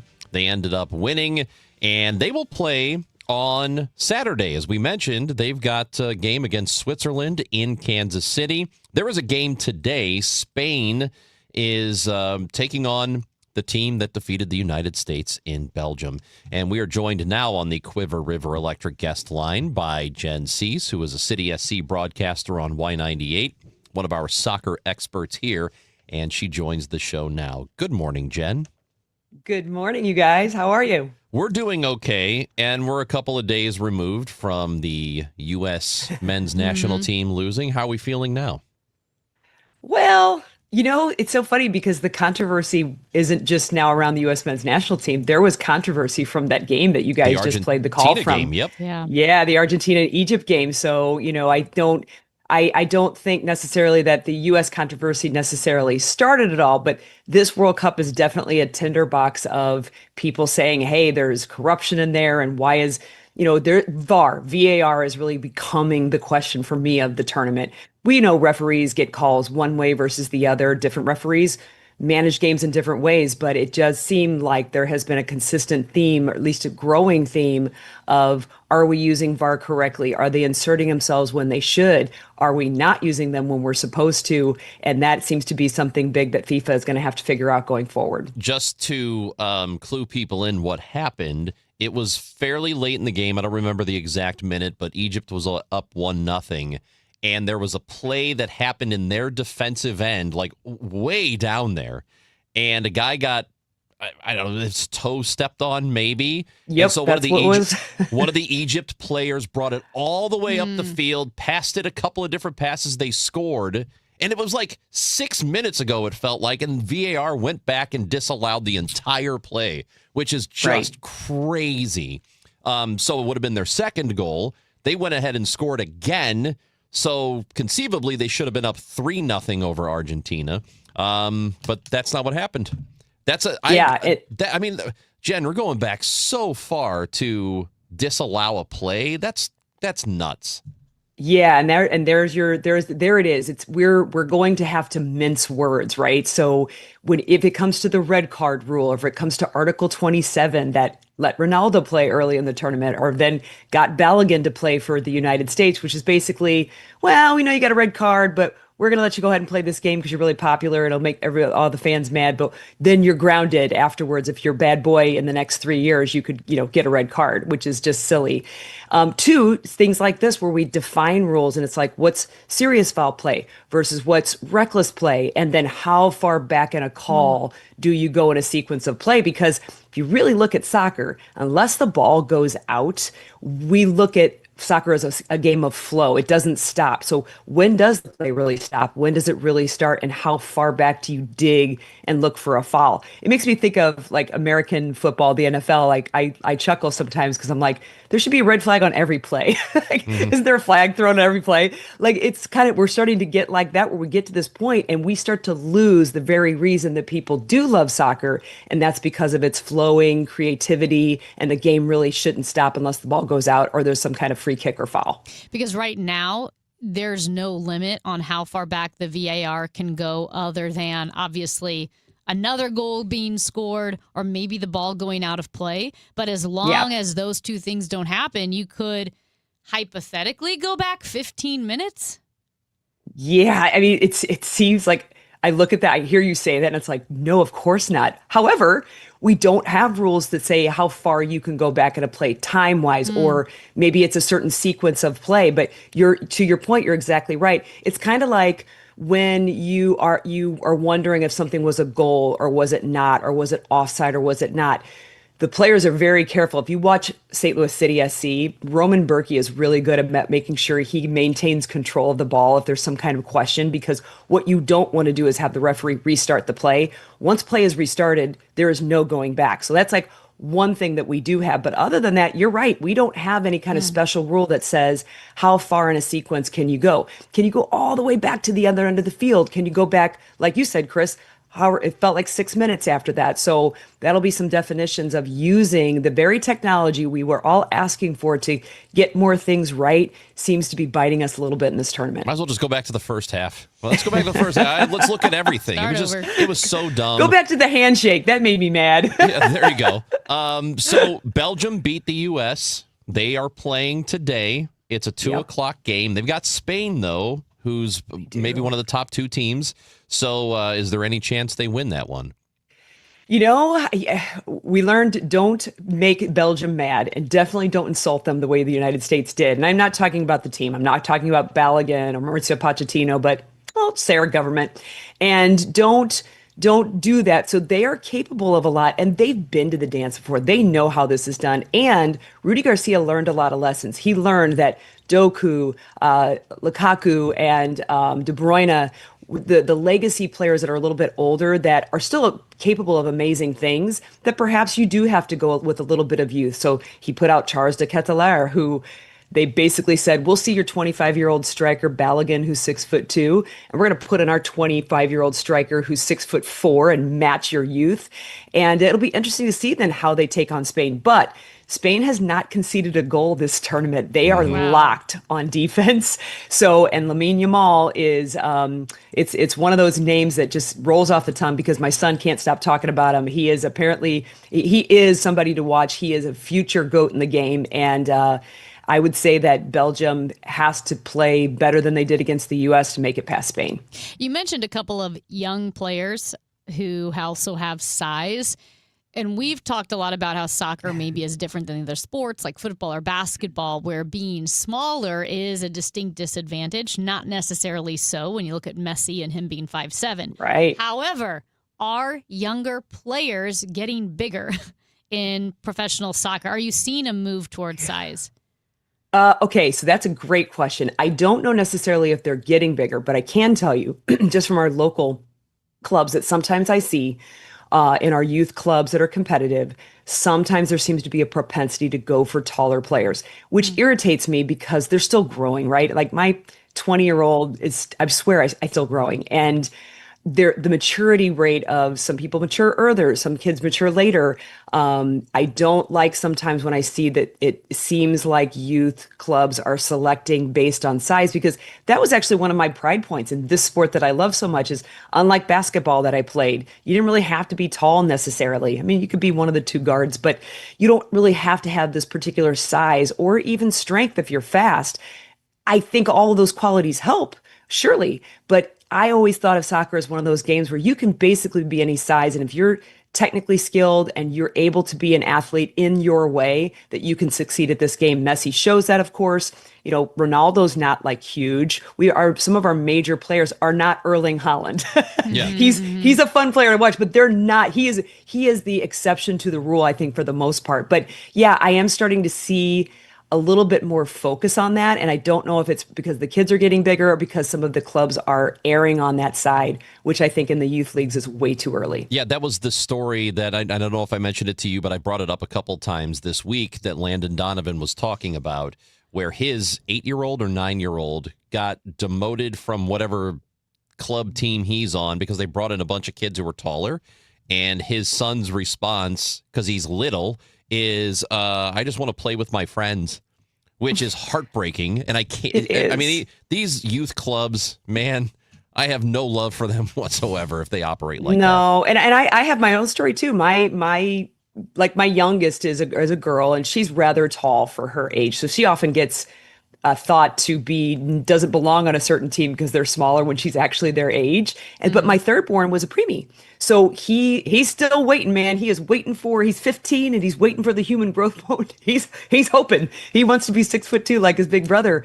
But he has always been on the smaller side with that and often gets underestimated in the game. And it's like, it's one thing if that's where the game's going to go professionally with adults, which I don't think it has to be per se. I think that's why I love this sport so much. But I think we do ourselves and our kids a great disservice when we start to focus on size. I will say, when you watch kids, let's say, play high school, it is also prevalent in soccer or in college, but that's normal. When you see high school, I do sometimes take a big swallow when I see a sophomore going against an 18-year-old that looks like he's 25 because he's just matured so fast. That does make me cringe a little, like on that tackle, like, is the little guy going to be okay? However, it is those things that they just mature differently. And so I would like to see the clubs make sure that they don't artificially put that as a thing that they have to select on, which I really don't think that they do. So you mentioned Erling Haaland, who is he's becoming a fan favorite around the world. I love him. Women do, apparently. I'm jumping on the bandwagon too. He's 6'4", maybe 6'5". He plays in the Premier League, but he plays for Norway. So, and then they're playing against England. So that's going to be a big game tomorrow. I'm also discovering that the Chinese are falling in love with him, and they are calling him Ha Bao, which translates to baby Ha. And I don't know what that means. Oh, Bao. I don't know what that means. It's so adorable. But around the world, this dude is gaining fans, and you know what it is? It's social media, because he's really great at soccer, but he's really good on social media. So he is developing a following, which tells us that's how important social media can be if you use it right. Yeah, and here's the two things about that. One, I think it was Tim Ream who said this on a press conference before we got to the World Cup, was just like, sometimes when you're over in Europe, they get a little irritated about the United States in particular we really love our individual players. If you love a player, you love a player. And Tim Ream was saying, I don't think it matters as long as it gets you to follow that player in the club. That's a good thing. Erling Haaland is a great example of that. I mean, tell me he wasn't a Viking. Tell me in his heritage they weren't a Viking, and I will not believe you. They definitely were Vikings. I love him so much. Oh, his ancestors stole somebody from a village. Yeah. Totally, and he could steal me if he wants to. It'd be great. And he's just so so funny. So one of the funny things about him too is apparently he got on Snapchat. So that's what the kids use. I'm only on it just so my 17-year-old daughter will talk to me occasionally, and I send her a picture, and I make. He's been on Snapchat just kind of sharing funny things. So he's really displaying his authentic, personal self, where some players, get a little criticism because they're too hard to reach. He's making himself really accessible to the average fan and to young fans, and they love him for that. He's big into meditation. He's he's not too big to pick up the balls and pick up the water and carry things off the field, even though that's not his job. And that is, I think, somebody that anybody can relate to. So sorry, England, but when Norway plays you, if they're the dark horse left, and I am rooting for Norway. Yep, we're rooting for Norway. And I will say this, relating to social media and how Erling Haaland is getting fans that maybe perhaps he wouldn't have reached. There is a South Carolina, like American South Carolina-based influencer. Her name's Emma Willman, and she specializes in braids. Like, she does all these like French braids and mermaid braids and fishtail braids. Totally unrelated to soccer, except she looks exactly like Erling Haaland. And so he has now commented on her posts, and she makes videos where sometimes she'll like do the walk where her head like leans forward like Erling Haaland walks, and she like fixed her hair in the slick back bun like him. Yep. And he leans forward, and I'm so scared of him. Might be the first time I saw her Erling Haaland was through this Emma woman, Willman, the braid lady. Oh my gosh, that is so funny. Like, I noticed him just because when you would look over in the EPL, he's got a distinct look, right? Yeah, Nobody looks like him. He doesn't look like anybody else. And his just demeanor and those kinds of things. But it reminds me of Alona Mar. Do you guys remember that from the Olympics? The rugby player. The rugby, yeah. Yes, and I love her. And she just made herself super accessible to fans with whether it was, here's what I'm eating this day, or look, and this is what I'm doing this day. And it turns out that fans really like to connect to the human too. And I think sometimes, I can even see it in the MLS. Sometimes we make players, or they make themselves, and I get why we're all pulling at them for attention, but they sometimes don't make them accessible and look for just a little bit of accessibility, a little bit of humanity. And it probably won't matter what Norway does at the very end of the day, since England is ranked much higher than them. But, he's going to battle Harry Kane, and I think Harry Kane's going to have a tough time with the Vikings. So, I think he's just he's endeared himself to so many fans. And so, other than the fact that if he was running the way he runs at players at me, I would just give him the ball. I would just here you go. In fact, I will pass it to you. We'll go score on my team. Jen, you're the best. And we will talk to you next Friday after City SC gets back at it. They've got Sporting KC on Thursday night. I got a job next week. That's right. You can get back to work. Thank you, Jen. Thanks, guys. You can hear that game on Thursday against Sporting KC on Y98.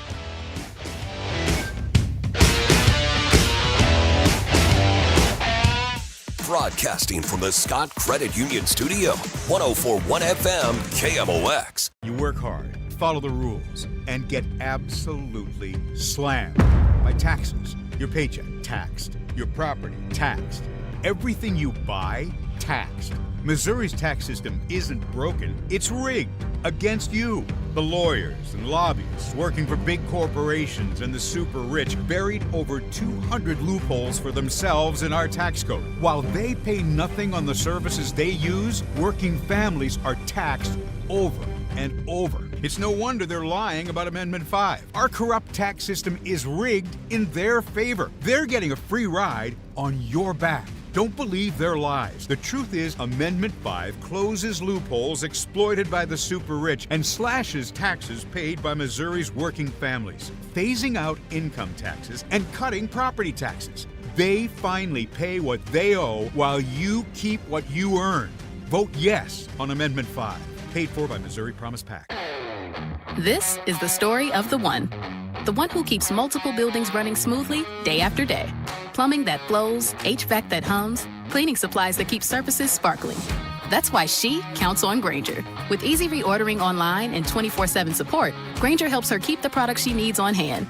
So shelves stay stocked and buildings stay ready. Call 1-800-GRAINGER, click Grainger.com, or just stop by. Grainger, for the ones who get it done. Let me tell you something about insurance. When you sign your insurance policy, for some brokers, that's the finish line. Handshake, commission, done. Then you may not hear from them again until it's time for renewal. But your business runs all year, so do the gaps and the risk. So go to Supersure.com. If your company has more than 25 employees, whether you're the owner, CFO, or HR manager, it can be too complex to just go buy a policy online. Supersure is the super agency built for you, licensed in every state for your business insurance and employee benefits. all with year-round support for you and your team. At Supersure.com, you can access tools like fine print facts. It'll translate your current policy into plain English so you see what's covered and what's not. Plus a business value calculator so you can estimate what your business is worth so you know what actually needs protecting. Go to Supersure.com. One super agency, one powerful platform, all your policies in one place. Supersure.com. That's Supersure.com. Paid for by Supersure Insurance Agency, LLC, a licensed insurance agency. Men, if you're suffering from erectile dysfunction or PE, you're not alone. Most importantly, you don't have to live with it. Paramount Men's Medical Center restores men's sex lives in just one visit. Their painless breakthrough treatments eliminate ED and PE, even when Viagra and Cialis don't work. Here's Dr. Simovitz, specialist in men's health. Paramount Men's Medical Center's painless breakthrough treatments eliminate ED and PE, regardless of age or medical history. 98% of patients see instant results right in the office. Men are now lasting longer than they ever imagined. And the best part, at Paramount Men's Medical Center, your consultation and first treatment are free. Qualified patients even get their testosterone checked free. Call 314-720-8444. 314-720-8444. Take control of your sex life. Call now. 314-720-8444. Is reviewing life insurance on your to-do list? Now's the perfect time to add it. A friend recently told me that securing life insurance sooner rather than later can help you lock in lower rates for years to come. So I bumped this up on my list and got it done. I called SelectQuote and couldn't believe how easy and affordable life insurance is. I'm 40 and got a $500,000 policy for $16 a month. My husband's also 40 and his $500,000 policy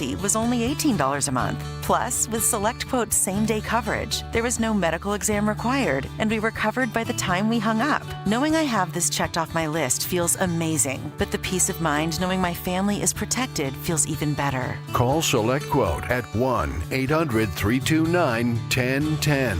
That's 1-800-329-1010. Or go to SelectQuote.com to get your free quote today. That's 1-800-329-1010. Details on example rate at SelectQuote.com. The Chris and Amy Show on 104.1 FM KMOX and the free Odyssey app. Now, did you see this? With Chris and Amy.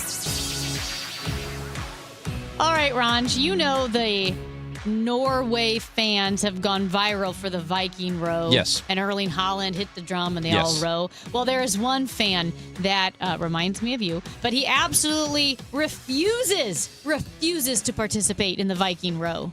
First of all, I just find it really stupid. That's the thing I thought when they came up with it, that it was stupid and annoying and I didn't want to do it. And then it copies a lot of what Iceland were doing, and it's factually wrong. They didn't row, they sailed over the Atlantic. So he's upset because he said the Norwegian Vikings sailed. They didn't row. It was the people from Iceland who rowed, and he just thinks it's stupid because it's factually incorrect. This guy is from Norway, by the way. Yes. Did they just make up this Norway row thing? You know what? That's a great question. I just assumed it was like, oh, they've been doing this forever, ages. Know. That's just what I thought. But he just refuses to do it, and they have a picture of him at the World Cup in the Norway section. Arms folded. Everybody's rowing, but he's sitting there like with his arms in his lap. That guy's absolutely amazing. Refusing to join in. Good for him. Matt brought up, this is how you feel about the power play dance. At the Blues games. Yeah, it ain't good. That's how I feel. No, that's more how I feel about country roads. That's so mean. Why? I don't know. It just doesn't make sense. We're not in West Virginia. I thought it was stupid. That was my first thought.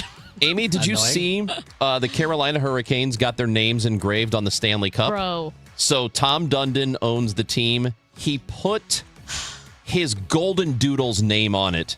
He has a dog named Dax. And all his kids. And all his wife. Dax Dundon on the Stanley Cup. Get out of here with that crap. That guy and his wife and his kids and his dog all before the players. I will say this. I was really irritated by this. I didn't know this, but the Florida Panthers also put their family's name. I think that's embarrassing. It's super embarrassing. Your kids had nothing to do with it. That is super embarrassing. Author of the new book, The Year St. Louis Became a Baseball Town, and former White House reporter Terry Lemons will be joining the show when we come back on 104.1 FM KMOX. If you've been told that you need a new heating and cooling system for your home, and if you've gotten prices or you're going to get prices, call me. Try to stay away from the word high efficiency or efficiency. If you replace your system now and it's 12, 15, or 20 years old, you are greatly improving the efficiency just by replacing the old, inefficient unit. Do not be fooled. If you want a common sense approach and you just want your house cooled, I will help you. If you're good with that, call me. One easy number.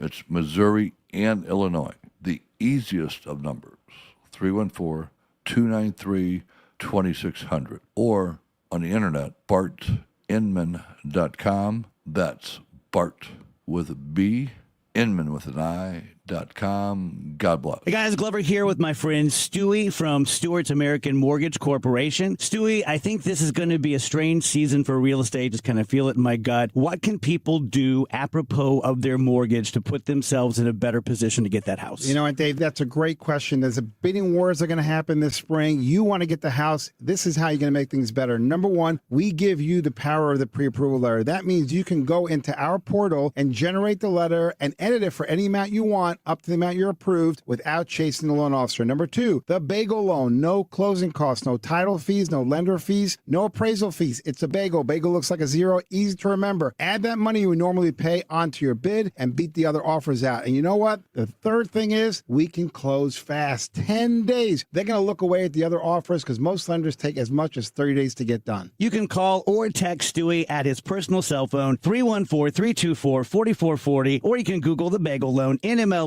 226715. Let me tell you something about insurance. When you sign your insurance policy, for some brokers, that's the finish line. Handshake, commission, done. Then you may not hear from them again until it's time for renewal. But your business runs all year, so do the gaps and the risk. So go to Supersure.com. If your company has more than 25 employees, whether you're the owner, CFO, or HR manager, it can be too complex to just go buy a policy online. Supersure is the super agency built for you, licensed in every state for your business insurance and employee benefits, all with year-round support for you and your team. At Supersure.com, you can access tools like fine print facts. It'll translate your current policy into plain English so you see what's covered and what's not. Plus a business value calculator so you can estimate what your business is worth so you know what actually needs protecting. Go to Supersure.com. One super agency, one powerful platform, all your policies in one place. Supersure.com. That's Supersure.com. Paid for by Supersure Insurance Agency, LLC, a licensed insurance agency. The trusted voice of St. Louis. KMOX AM St. Louis. KMOX FM Hazelwood. Always live on the free Odyssey app. It is 11 o'clock, and right now we've got cloudy skies and 83 degrees in downtown St. Louis. I'm Debbie Monterey. A 40-year-old man who was already on probation for throwing rocks at cars from an overpass has been arrested for doing it again. Philip Carter was identified by an eyewitness after calls came in about a rock that hit a vehicle early Tuesday morning thrown from the I-64 Hampton overpass. 2 more vehicles were damaged from rocks thrown from the Tam overpass. Police officers also recognized Carter from past interactions, according to Fox 2. Also in the news, the owner of the Mark Twain Hotel downtown is responding to a letter from the Missouri Attorney General's office demanding a plan to combat crime and drug activity at the low-income housing building. They're closing. Anchor Point Hotel LLC issuing a statement that operations will end September 1st. The building will be secured and major renovations will begin. According to the Business Journal, there's pending litigation over failure to repay a loan, so it's not clear if renovations can even take place until that's resolved. A fight between roommates leads to a fatal shooting in Franklin County. The sheriff's office was called to a house on the 1000 block of Birch Drive just after 1 Thursday morning. 28-year-old Gage Cowan was found dead at the scene. A gray Ford Focus was found overturned nearby. With the suspect walking towards the vehicle, he was taken into custody without incident. Mexico plans to request criminal charges over the deaths of 17 Mexicans in ICE custody or during immigration operations under the Trump administration. Podemos ser omisos. Mexican President Claudia Sheinbaum says we cannot turn a blind eye to the Mexicans who have died during ICE operations or who are or were detained in these detention centers, which are operated by private companies contracted by ICE. The request, which carries no legal weight, will be submitted to state prosecutors and the Justice Department.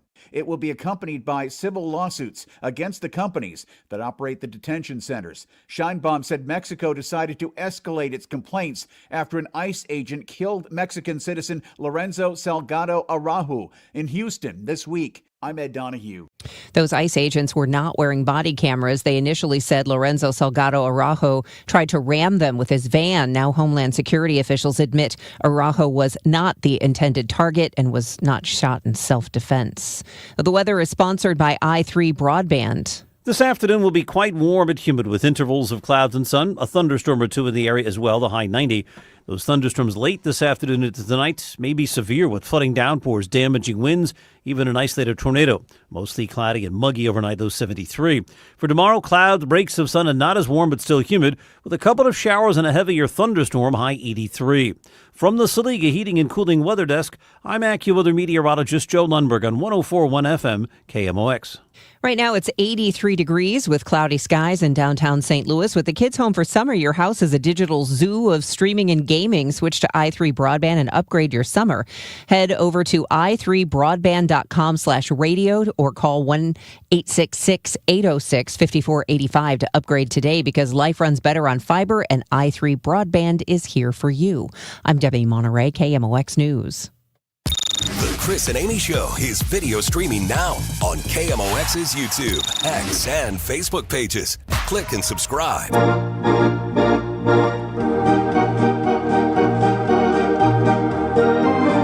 It is the Chris and Amy Show on KMOX. We are in hour 3. Gas House Gang is at 12 o'clock today.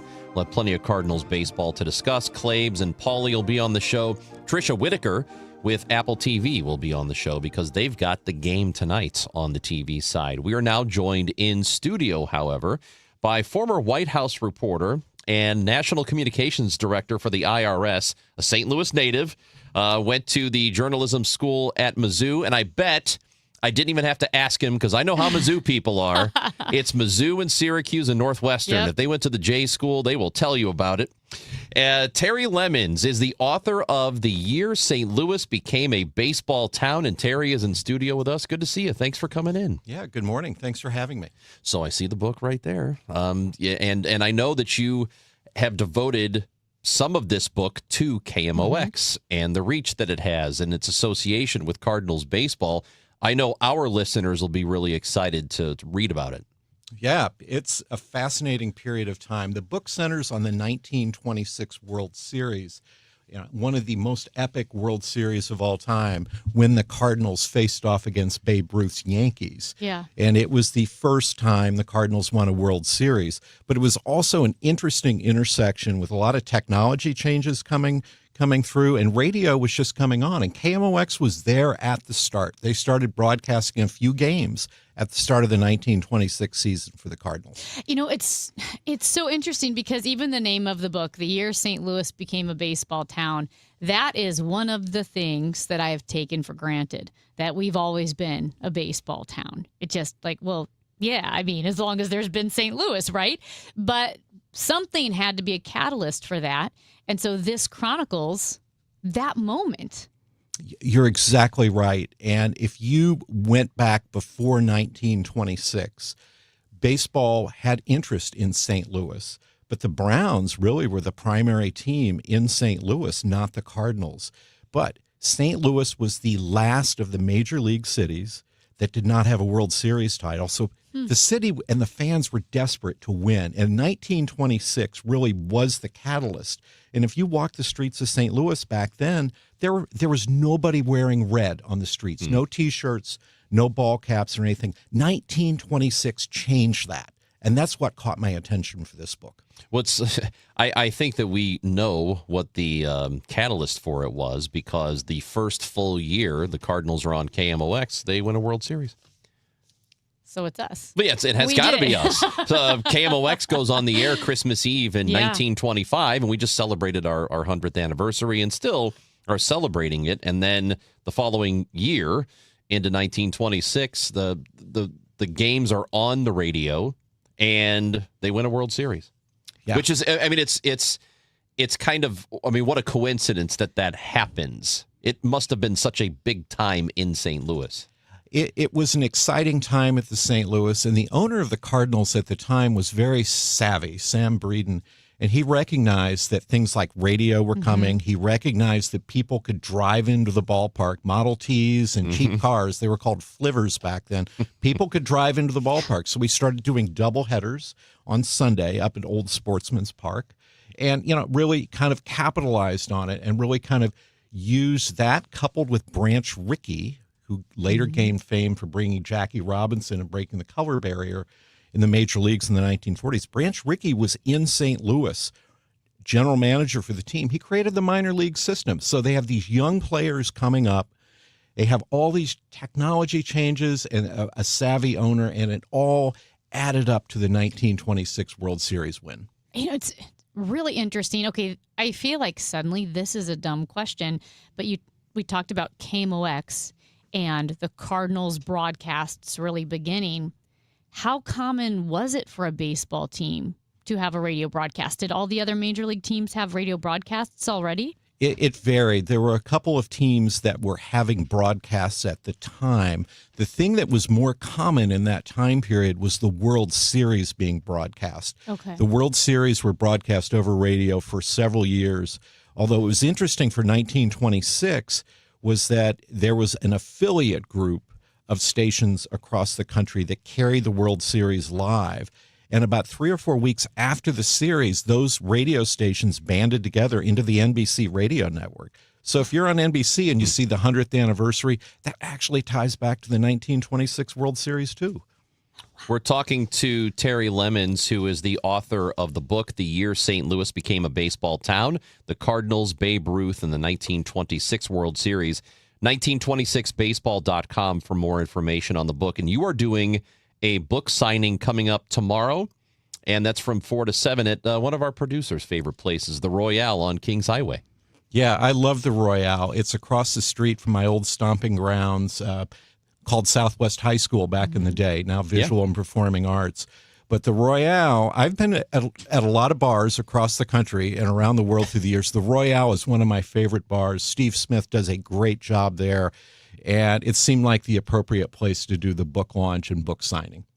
Okay, now looking at some of the details and the character stories in your book, Grover Cleveland Alexander, an aging alcoholic pitcher for the Cardinals, who emerges as a hero and is later portrayed in movies by future President Ronald Reagan. So maybe a lot of Cardinals fans know. I don't know much about Grover Cleveland Alexander. Oh, he was a fascinating guy, and he holds the unique distinction of being named after a president, Grover Cleveland, and then played by a future president in the movies, Ronald Reagan. But this guy, he was an amazing pitcher back in the 19-teens for the Philadelphia Phillies. This guy was racking up 30 wins a year routinely. And then World War I came, and he was running an artillery unit in Europe and developed some hearing problems, started having seizures. So when he came back, he started hitting the sauce and hitting it heavy. Oh, gosh. Yeah. But he lost his zip on his fastball, but he was an amazing control pitcher. And this is one of the things that I loved about the book. In the middle of 1926, the Chicago Cubs had enough of his drinking. They just released the guy. And the Cardinals, in their wisdom, picked him up. Rogers Hornsby, the manager and second baseman, knew that Grover could still pitch, so they brought him in here, and he becomes the hero of the World Series with a hangover. But we know that for a fact. He was hungover. His Is that wife right? routinely said he pitched Wow. better on a hangover, and That's- he had been at the bar the night before. He just took it easy the night before. That's the old Mickey Mantle. That's his process, right? I think Really? Grover could have drank Mickey under the table. Wow. No, he had a That's thirst. great. Several of the guys on the team had a thirst. But I will note that the manager, Rogers Hornsby, was a teetotaler. So there were some interesting Oh, wow. drinking dynamics with the team. You have to hide it. Yeah, exactly. Well, I don't know how you get away with it. You probably get in trouble. So there's also some sort of, I don't know if you want to reveal it here, if you want people to read the book, Yeah. but Charles Lindbergh has an important role in this book. Yeah, this goes back to, this is such an interesting time period in the history of St. Louis. And the book is about baseball, but what really drove the narrative for me were the events around it and how the city and the fan base changed. And Charles Lindbergh popped up. The people at the Missouri History Museum were a great help as I was researching the book. But as it turns out, Lindbergh had two roles in the book. One, he was heading up an airmail crew that flew flights between Chicago and St. Louis, and his team actually flew the newsreel footage from Chicago down here to show in the movie houses Wow. around town Wow. after Game 2. I mean, it was his team. Lindbergh might have flown the flight himself, except he had to bail out of a plane that ran out of gas like 3 weeks before the World Really? Series. Oh my gosh. And then when it comes time to raise the championship flag at the ballpark in 1927, it just happened. It was 3 weeks after Lindbergh flew to Paris, first, solo flight across the Atlantic, and he just happened to come into St. Louis. So, the spirit of St. Louis is back in St. Louis, and they have Lindbergh at the ballpark for the pennant raising. Okay. You talked about going to the Missouri History Museum to research this book. And we were talking about this earlier with the head of the St. Louis Public Library that, we say, everything's online. You can find anything. You have the world of knowledge at your fingertips online. But you really don't, because there are a lot of original documents, a lot of letters, books, newspaper clips, whatever it may be that aren't online that you have to go to the library or our other archives to research. So was it difficult researching a book from this time period when you're looking back at the early 20th century to the teens to the 20s? It's a lot easier now than 10 or 20 years ago because so many of the newspaper articles are online now, and you can go back. And that really, for me, formed the bulk of my research, was going back. And it was a very rich golden era for newspapers back then. St. Louis had 3 daily newspapers. They wrote about everything. But I also really expanded the search out to look at how the Cardinals were being portrayed really across the Midwest and the South. In L.A., somebody named one of their babies Cardinal after the Cardinals won the World Series. So it was a very rich history in the newspapers, and you could find a lot of it, online now. But going to places like Missouri History Museum really did help me give some additional information that wasn't there. The other question I keep getting asked was, did AI help me write this book? Well, thank God AI has not reached back a century before, and AI did not help any. This was all original research. Terry Lemons is with us on KMOX. So what was more interesting? Was it researching this book and writing about the 1926 Cardinals or the Clinton White House? Wow. Those are opposite ends of the spectrum of things. So in my reporting career, I was a political reporter primarily, and I used baseball as my refuge at night to get away from politics and Washington and everything else. The Clinton administration was an absolute roller coaster. There was never a dull moment in it. But I think, I wouldn't trade that period of life for anything, but I also really enjoyed being able to drop everything for several months and just focus solely on one project. And maybe, who knows, maybe there's a book about the Clinton years down the road. Yeah. But right now, I wanted to relax, and the baseball research was fascinating to go back in time and look at. We talk to Major Garrett every week, and I went to a baseball game with him because he's a Padres fan, and I was stunned at how much he actually knows because he's a busy fella. I thought there's no way he can know. He knew everything that was going on. And I'm like, this actually, now that I think about it, has to be a thing you do so that you're just not overwhelmed with how much you have to to cover in Washington, right? Because it gets pretty depressing, and there's just so much, and it's insane that baseball's a great escape from that. It really is. It really is. And Major was at journalism school at Mizzou the same time I was, and we crossed paths a few times in D.C. But that's the thing with, covering, politics and government right now. It is a 24/7 thing. And, especially if you're up inside the Beltway, you've got to have a relief from the pressure cooker up there. And for me, sports was that relief. Okay. You don't have to be super specific, although you can We be. prefer it. We love names. Doing your research for this book, writing this book about the era of the 1920s and the Cardinals baseball, covering the Clinton White House, or being the communications director for the IRS. In which job were you blown away by the biggest scandalous story?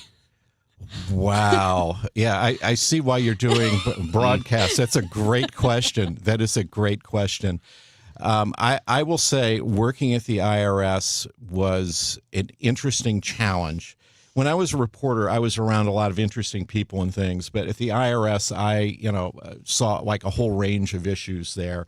And let me tell you, when you're at a party and people ask you what you do and you tell them you work for the IRS, that's the way to kill the party really quickly. Yep.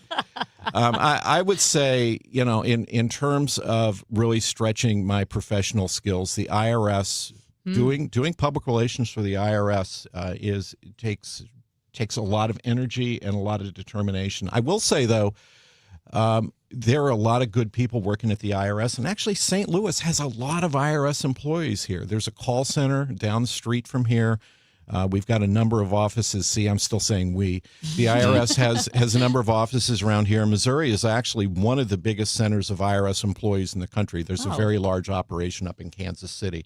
But for me, at the end of the day, when I was at the IRS, it was a people that were trying to make a difference for taxpayers. It has a lot of negative stereotypes about it, but at the end of the day, you don't go to work at the IRS because you like collecting taxes. You go there because you want to make a difference for things. And for me, it was a fascinating change in my career that built off my journalism skills. But for me, that's been the common thread throughout my career, is trying to make a difference for folks. Okay, so last thing quickly, building off of that, IRS, the White House, covering this book, who was the biggest weirdo you ran across? Oh, yeah, where? Wow. I think that would be like a whole book, honestly. Just give us one. The weirdest one. I found the characters in the book I thought were interesting. I would not call them weird. There were some elected officials. I spent a lot of time in Congress. What does it rhyme with? What does his name rhyme with? Wow. And I'm sure it's a dude. Yeah, it is. It is a dude. Yeah, there were. So the Clinton era, obviously, there was all the attention on the Monica Lewinsky scandal. Yeah. But what went on up in Congress in that time period, let's just say there were a lot of people in the Bill Clinton camp in terms of, having extramarital relations up in Congress. Whole closet full of blue dresses. Oh, yeah. A phalanx of it. And the old timers up there, maybe you should ask Major Garrett this sometimes. The old timers up there who had been back there in the 50s and 60s just told some jaw-dropping stories in terms of what the senators would do. Awesome. Yeah. And it was before social media, so they can get away with it. Exactly. Terry Lemons, we're really interested in this book, and your career is fascinating as well. The book is called The Year St. Louis Became a Baseball Town, the Cardinals, Babe Ruth, and the 1926 World Series, 1926baseball.com, and the book signing is tomorrow from 4 until 7 p.m., and that is at the Royale on Kings Highway in South City. Terry, thanks for coming in. It was great talking to you. Yeah, delighted to be here. Thank you. Chris and Amy Show on KMOX.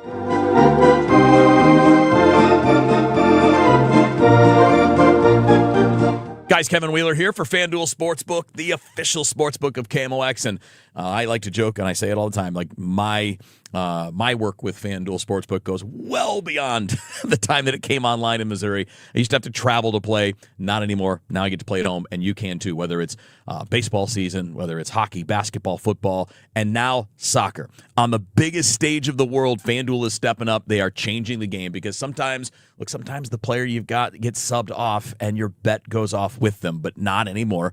With FanDuel Super Sub, if your player is subbed out, your bet stays in. So that's right. So if your player leaves the match, your bet continues on with the substitute. So you're still in it to the final whistle. No need to go anywhere. You just hang in there. You still got your shot. But visit FanDuel.com/Missouri to get yourself started. Super easy to do. And let there be goals this summer on FanDuel. Just remember, you have to be 21 or older and present in Missouri. If you have a gambling problem, please call 1-800-GAMBLER.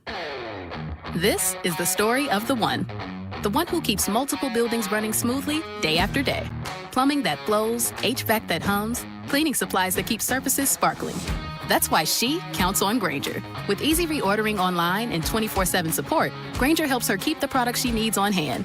So shelves stay stocked and buildings stay ready. Call 1-800-GRAINGER, click Grainger.com, or just stop by. Grainger, for the ones who get it done. Here's a World Soccer Championship Team Spotlight, brought to you by the first ever Infiniti QX65 and by Lowe's. Members get more at Lowe's. Spain is the tournament's top seed. A beautifully balanced side built on fluid possession, led by a creative playmaker who unlocks defenses at will. La Roja's depth across every position makes them the team to beat.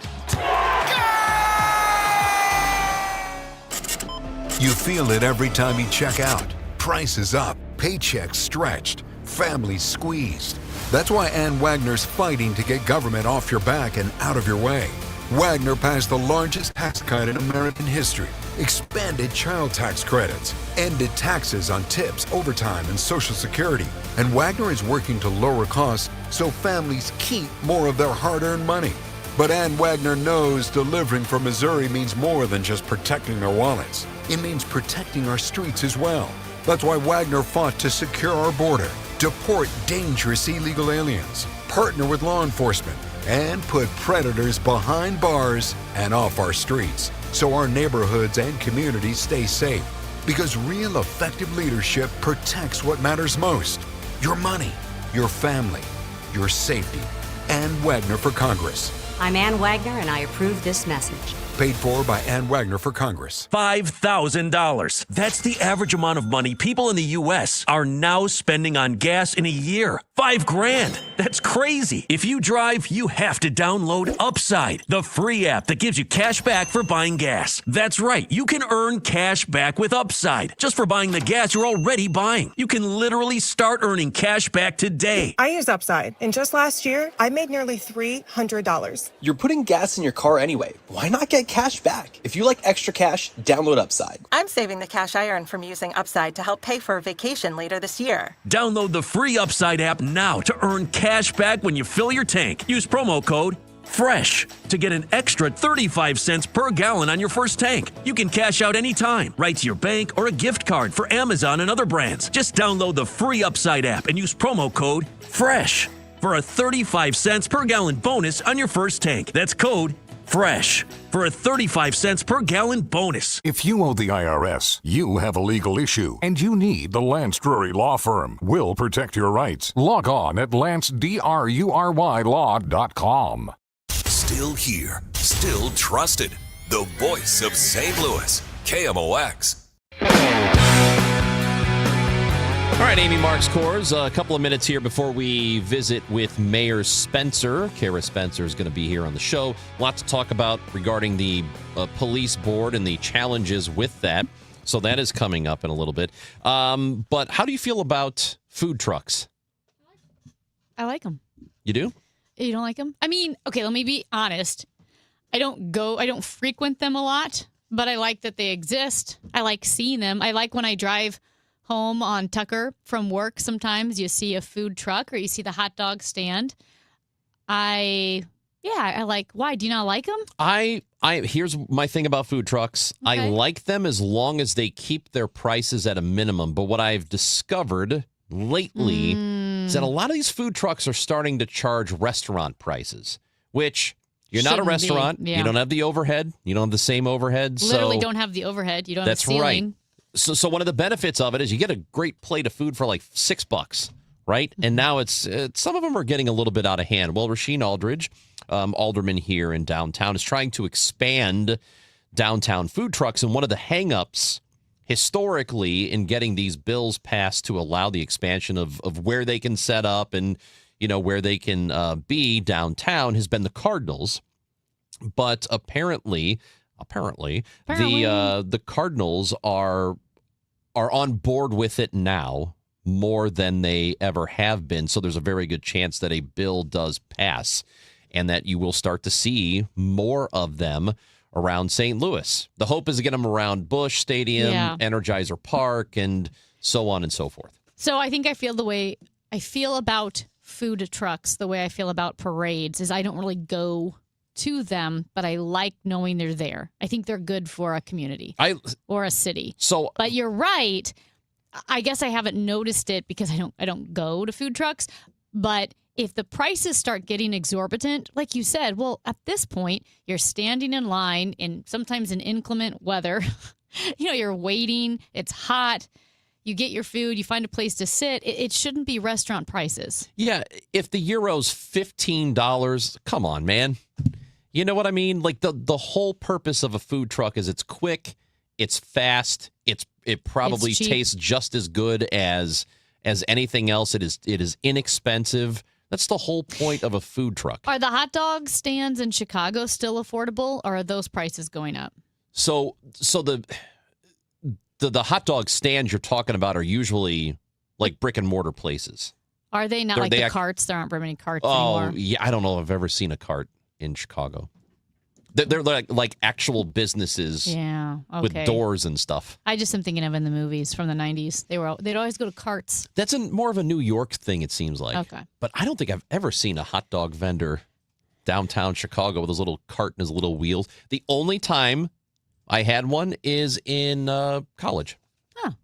They had them in college. I just saw it in while you were sleeping. Bloomington Normal. Sandra Bullock would go to the hot dog cart in Chicago. Mayor Kara Spencer will join the show. She is in studio when we come back on KMOX. All right, that buzzing around your home, it can be annoying for sure, but it could be a lot more than that. It's a warning, a time to call Rottler, because stinging insects like wasps, hornets, carpenter bees, they can all pose serious safety risks for your family. I got stung by a bee the other day and it drew blood. I guess it's been a while. I didn't realize like a stinging insect would actually do that, but it hurt pretty bad.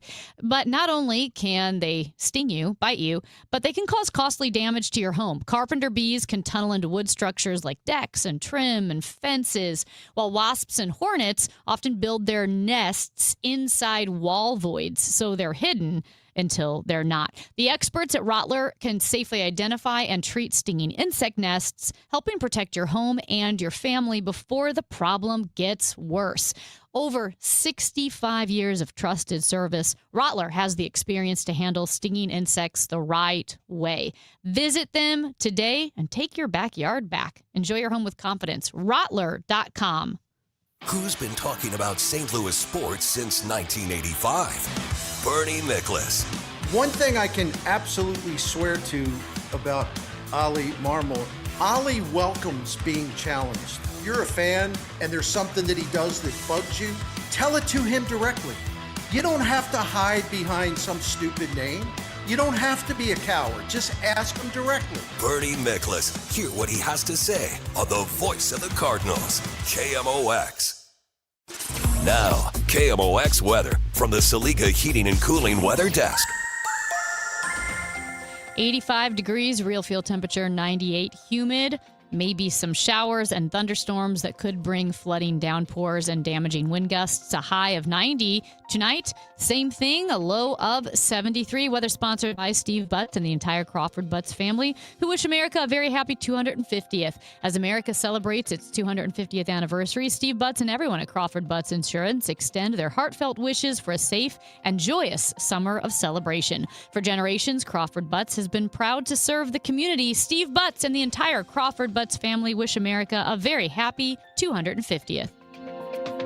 Homeowners, I know a lot of you are worried about one thing when it comes to selling, and that's leaving money on the table. Hey, this is Kevin Wheeler. I'm here with Gloria Liu with Your Home Sold Guaranteed Realty. So, Gloria, how do you help sellers make sure that they get top dollar? The reality is, most homes don't sell for what they should. I see it happen all the time. They either price it wrong or they don't create enough demand. But with over 2,400 buyers in my Buyers in Waiting database and my exclusive pricing strategy, I'm able to offer my seller a 100% market value guarantee. And if I can't get you 100% of your home's market value, I'll pay you the difference. So you don't have to wonder if you left money on the table. You can sell with confidence, knowing you maximize your sale.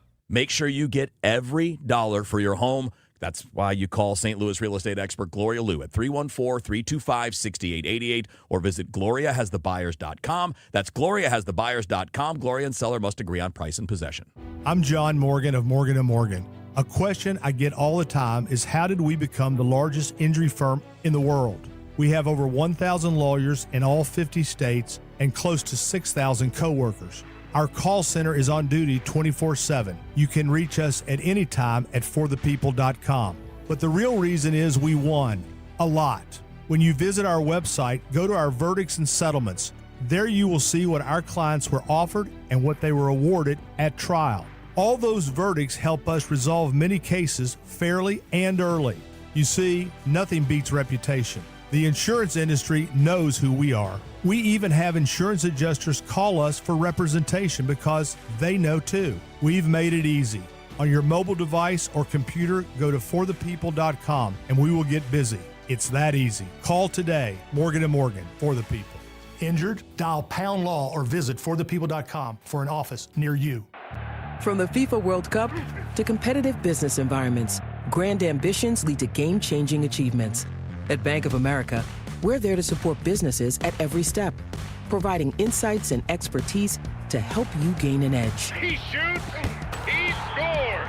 What would you like the power to do? Explore winning business solutions at BofA.com/gamechangers. Bank of America, official bank of the FIFA World Cup 2026. I know that hiring can be challenging. You need someone to match your role perfectly. Well, now you can meet them fast on ZipRecruiter. Build your team, build it sooner. Meet your match on ZipRecruiter. Just head to ZipRecruiter.com/free right now to try it for free. That's ZipRecruiter.com/free. Meet your match on ZipRecruiter. Try it free. This summer, local events are happening all over the place, and i3 Broadband is a big part of it. At i3, we love being part of the neighborhood and are proud to support the events that make our communities great. We're also proud to deliver 100% fiber-to-home internet, recognized as Greater St. Louis's next-door neighborhood fave. We give you lightning-fast speeds and reliable performance. Head over to i3broadband.com/radio today or call 866-806-5485 to upgrade, because life runs better on fiber, and i3 Broadband is here for you. Today, the Cards, the Braves. Hamlin Total Access 620. First pitch 7:15. Cardinals Radio, 104.1 FM, KMOX.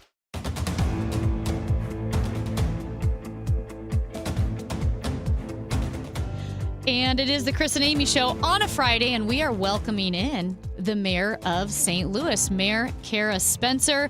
We've talked about various issues across the city of St. Louis, specifically with the St. Louis Police and the St. Louis Police Board and so forth. And Mayor Spencer is joining us in Studio B now. Thank you, Mayor, for joining us. Of course. Happy to be here, Amy.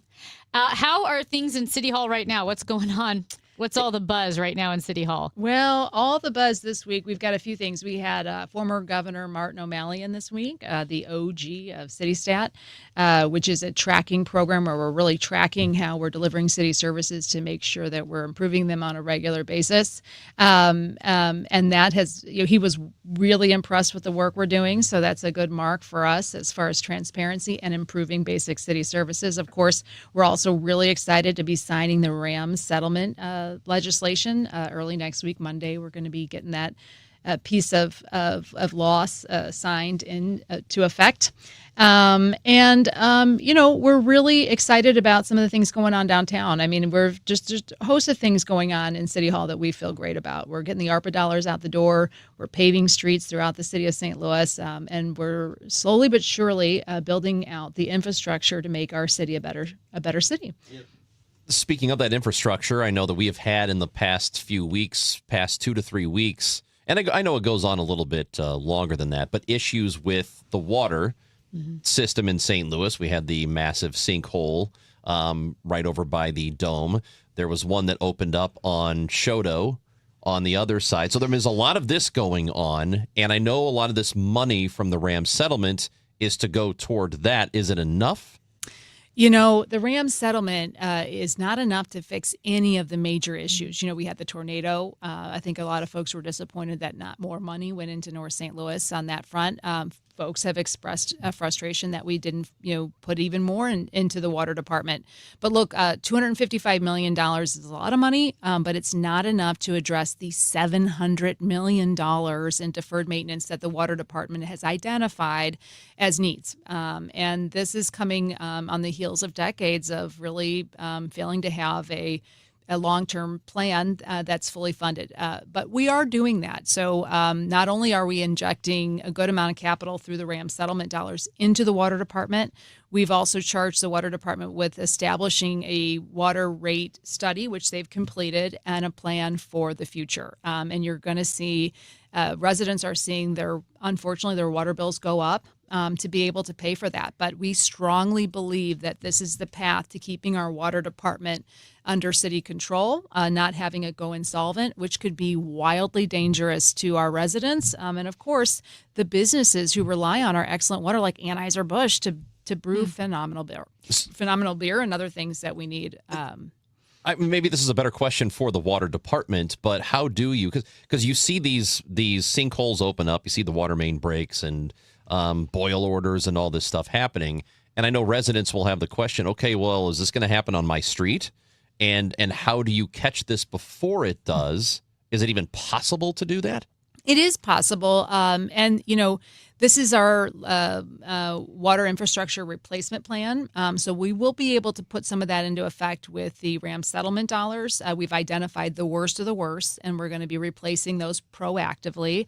And then, with the increased rates, we're going to be able to be more proactive at replacing our lines. So right now, our water main lines are about 100 years cycle. So to be healthy, have a healthy infrastructure system, you've got to replace about 1% of your water mains every year. Well, we've been replacing a tiny, tiny, tiny fraction of that, nowhere near what we need to be on par. So this plan that our water directors really will be putting in place with these funds will allow us to do that proactive work and get on schedule to make up some of the lost ground, but then to position us to better just be replacing those lines proactively as we identify those cracks and those problem areas and those at highest risk to become major problems. They're much more expensive to deal with once they've actually broken.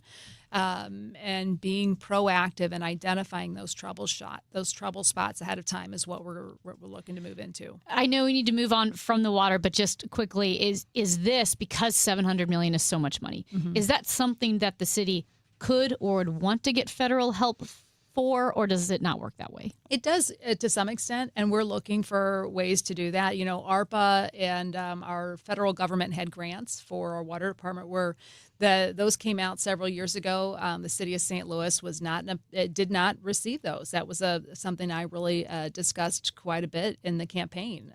We were not beneficiaries to the degree we should have, nowhere near. And so we're in the process right now of identifying other areas in which we could, ways in which we could capitalize on any remaining funds. But it's certainly the federal government, those funds went primarily through the state of Missouri.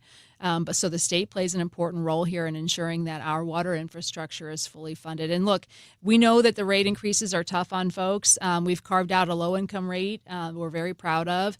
And even with the rate increases, we're still far below what our neighbors in St. Louis County pay. And we aim to keep it that way by keeping our water department under local control. Talking with Mayor Kara Spencer, who is in studio with us, and we know there have been some challenges with the city's relationship to the police board. Where does it stand now? Because there have been all kinds of fights and tension over the pay increase, and it just seems to be an adversarial relationship. Is that improving at all?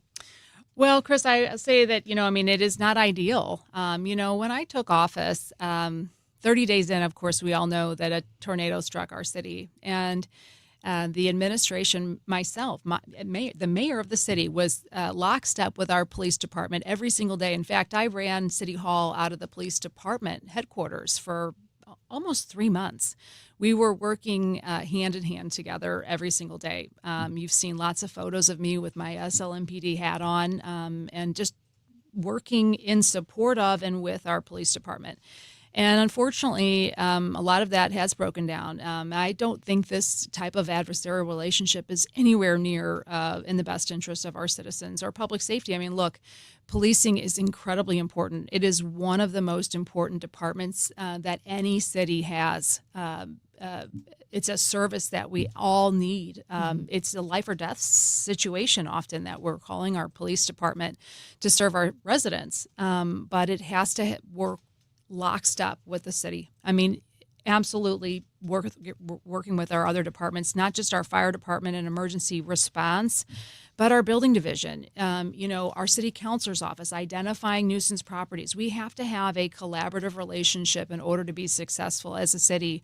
These last minute decisions to make major investments in the police department salaries, massive changes without communicating with the city of St. Louis have thrown us back on our heels and thrown other departments into chaos in many ways. And it's been really, really heartbreaking as a mayor who deeply respects the work of our police department and deeply appreciates the work that our officers do and recognizes just how important a police department is to the overall safety, well-being, and the success of a city.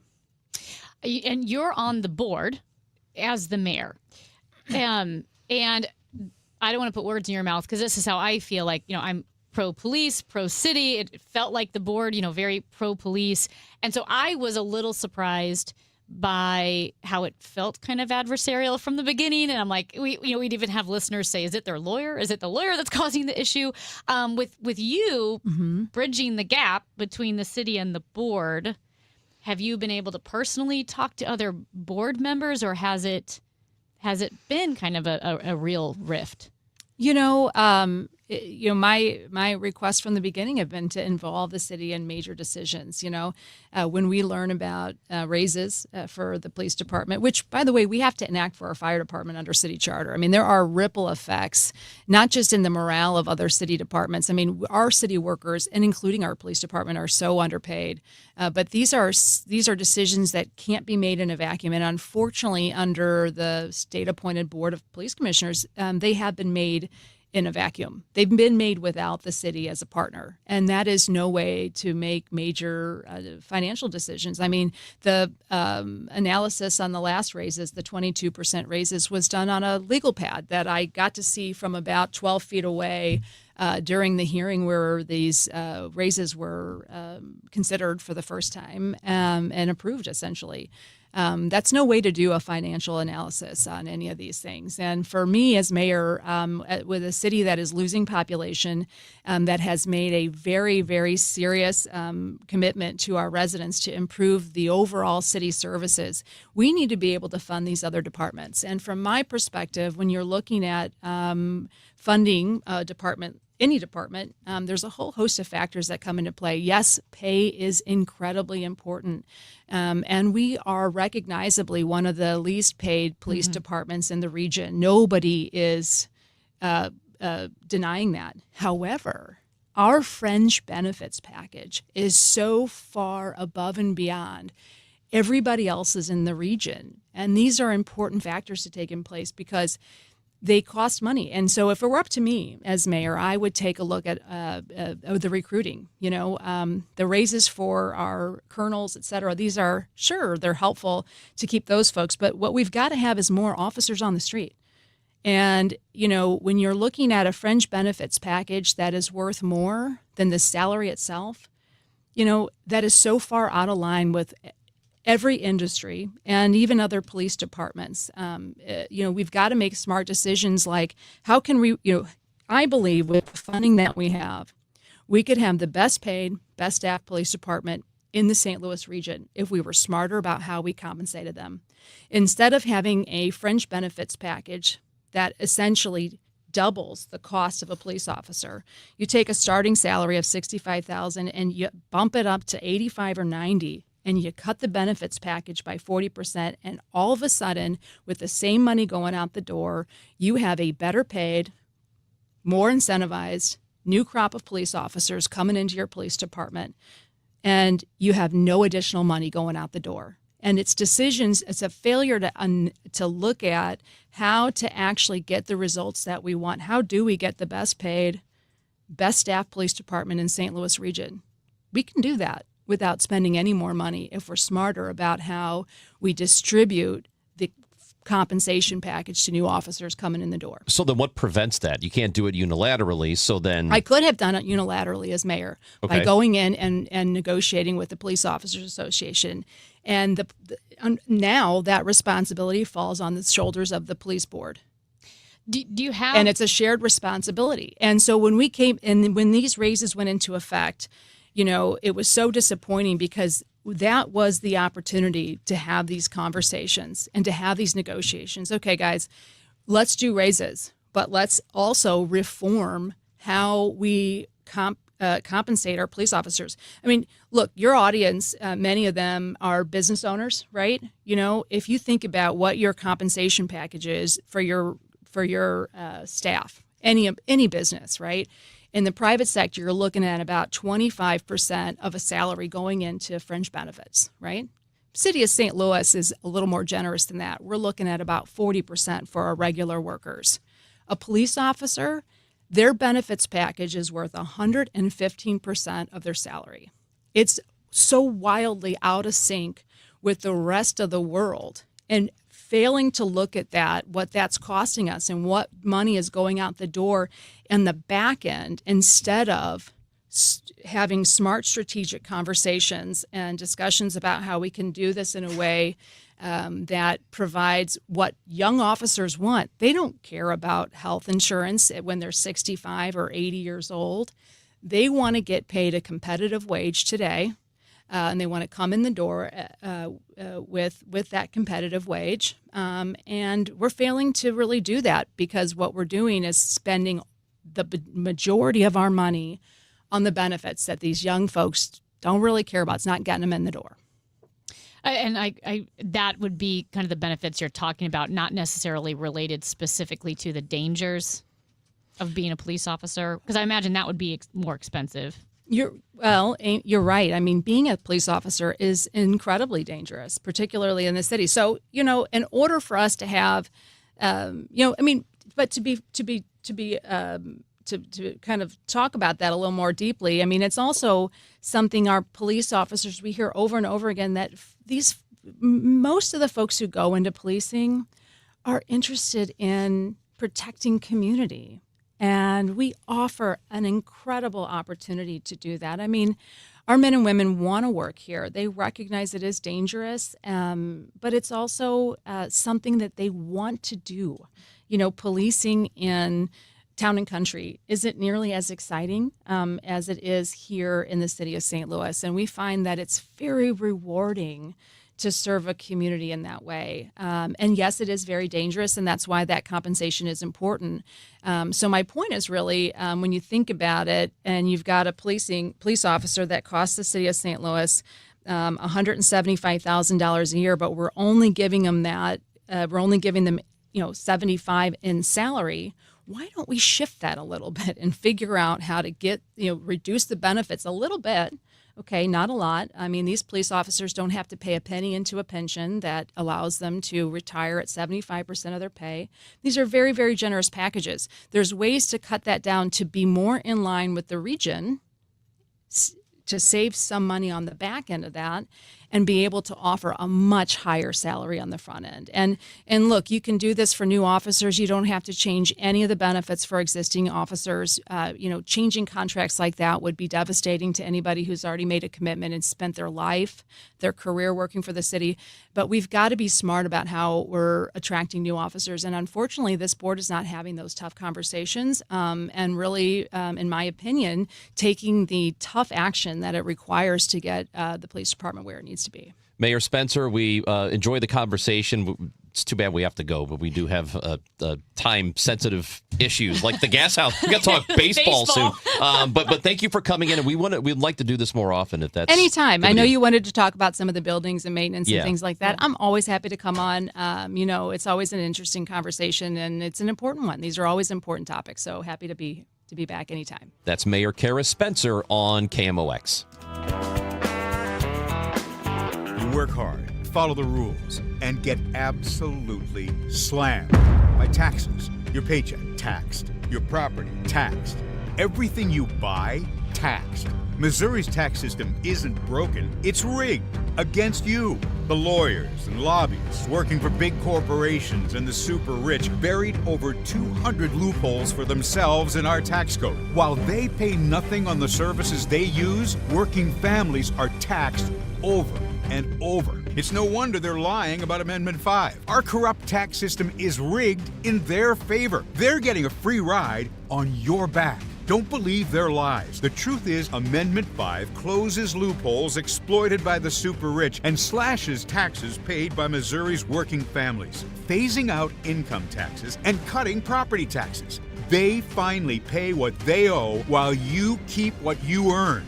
Vote yes on Amendment 5.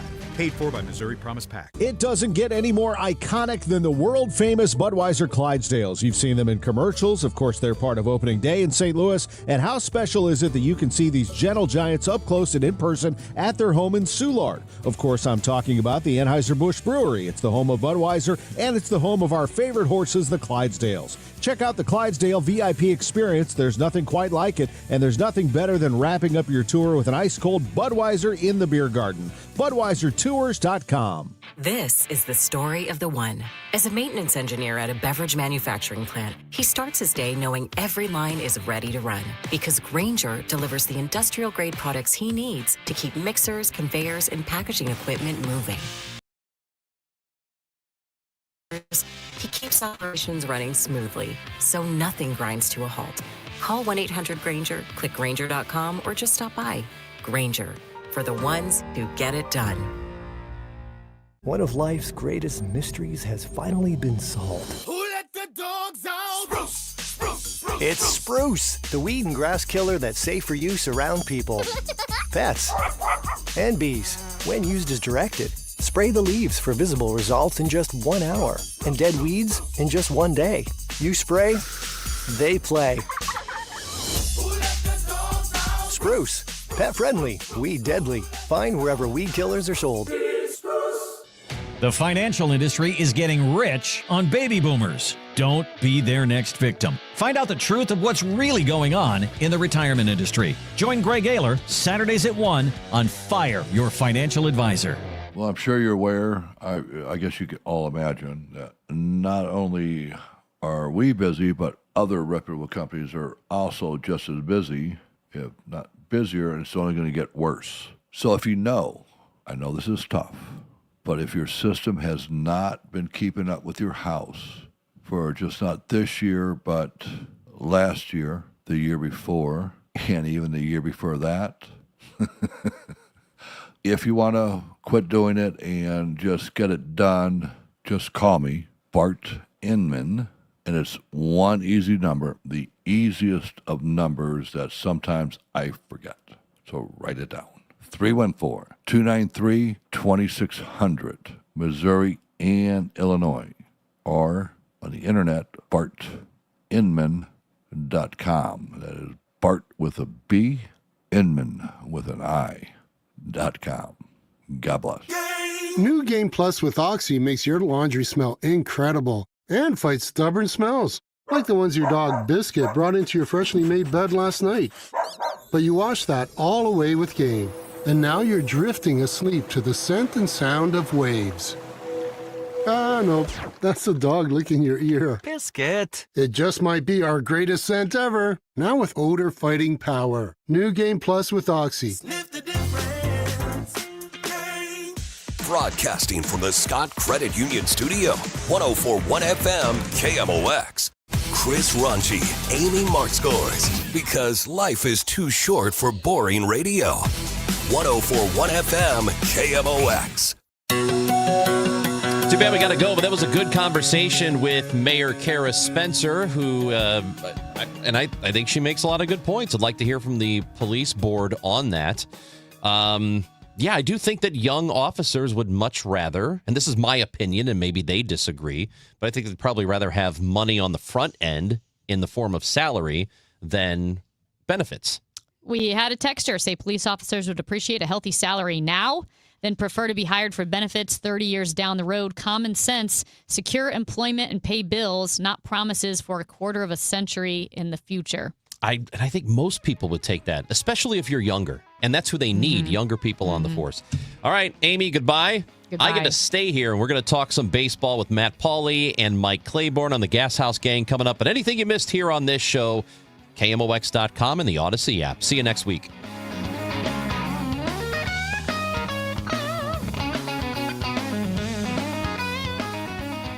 I got an interesting take on this.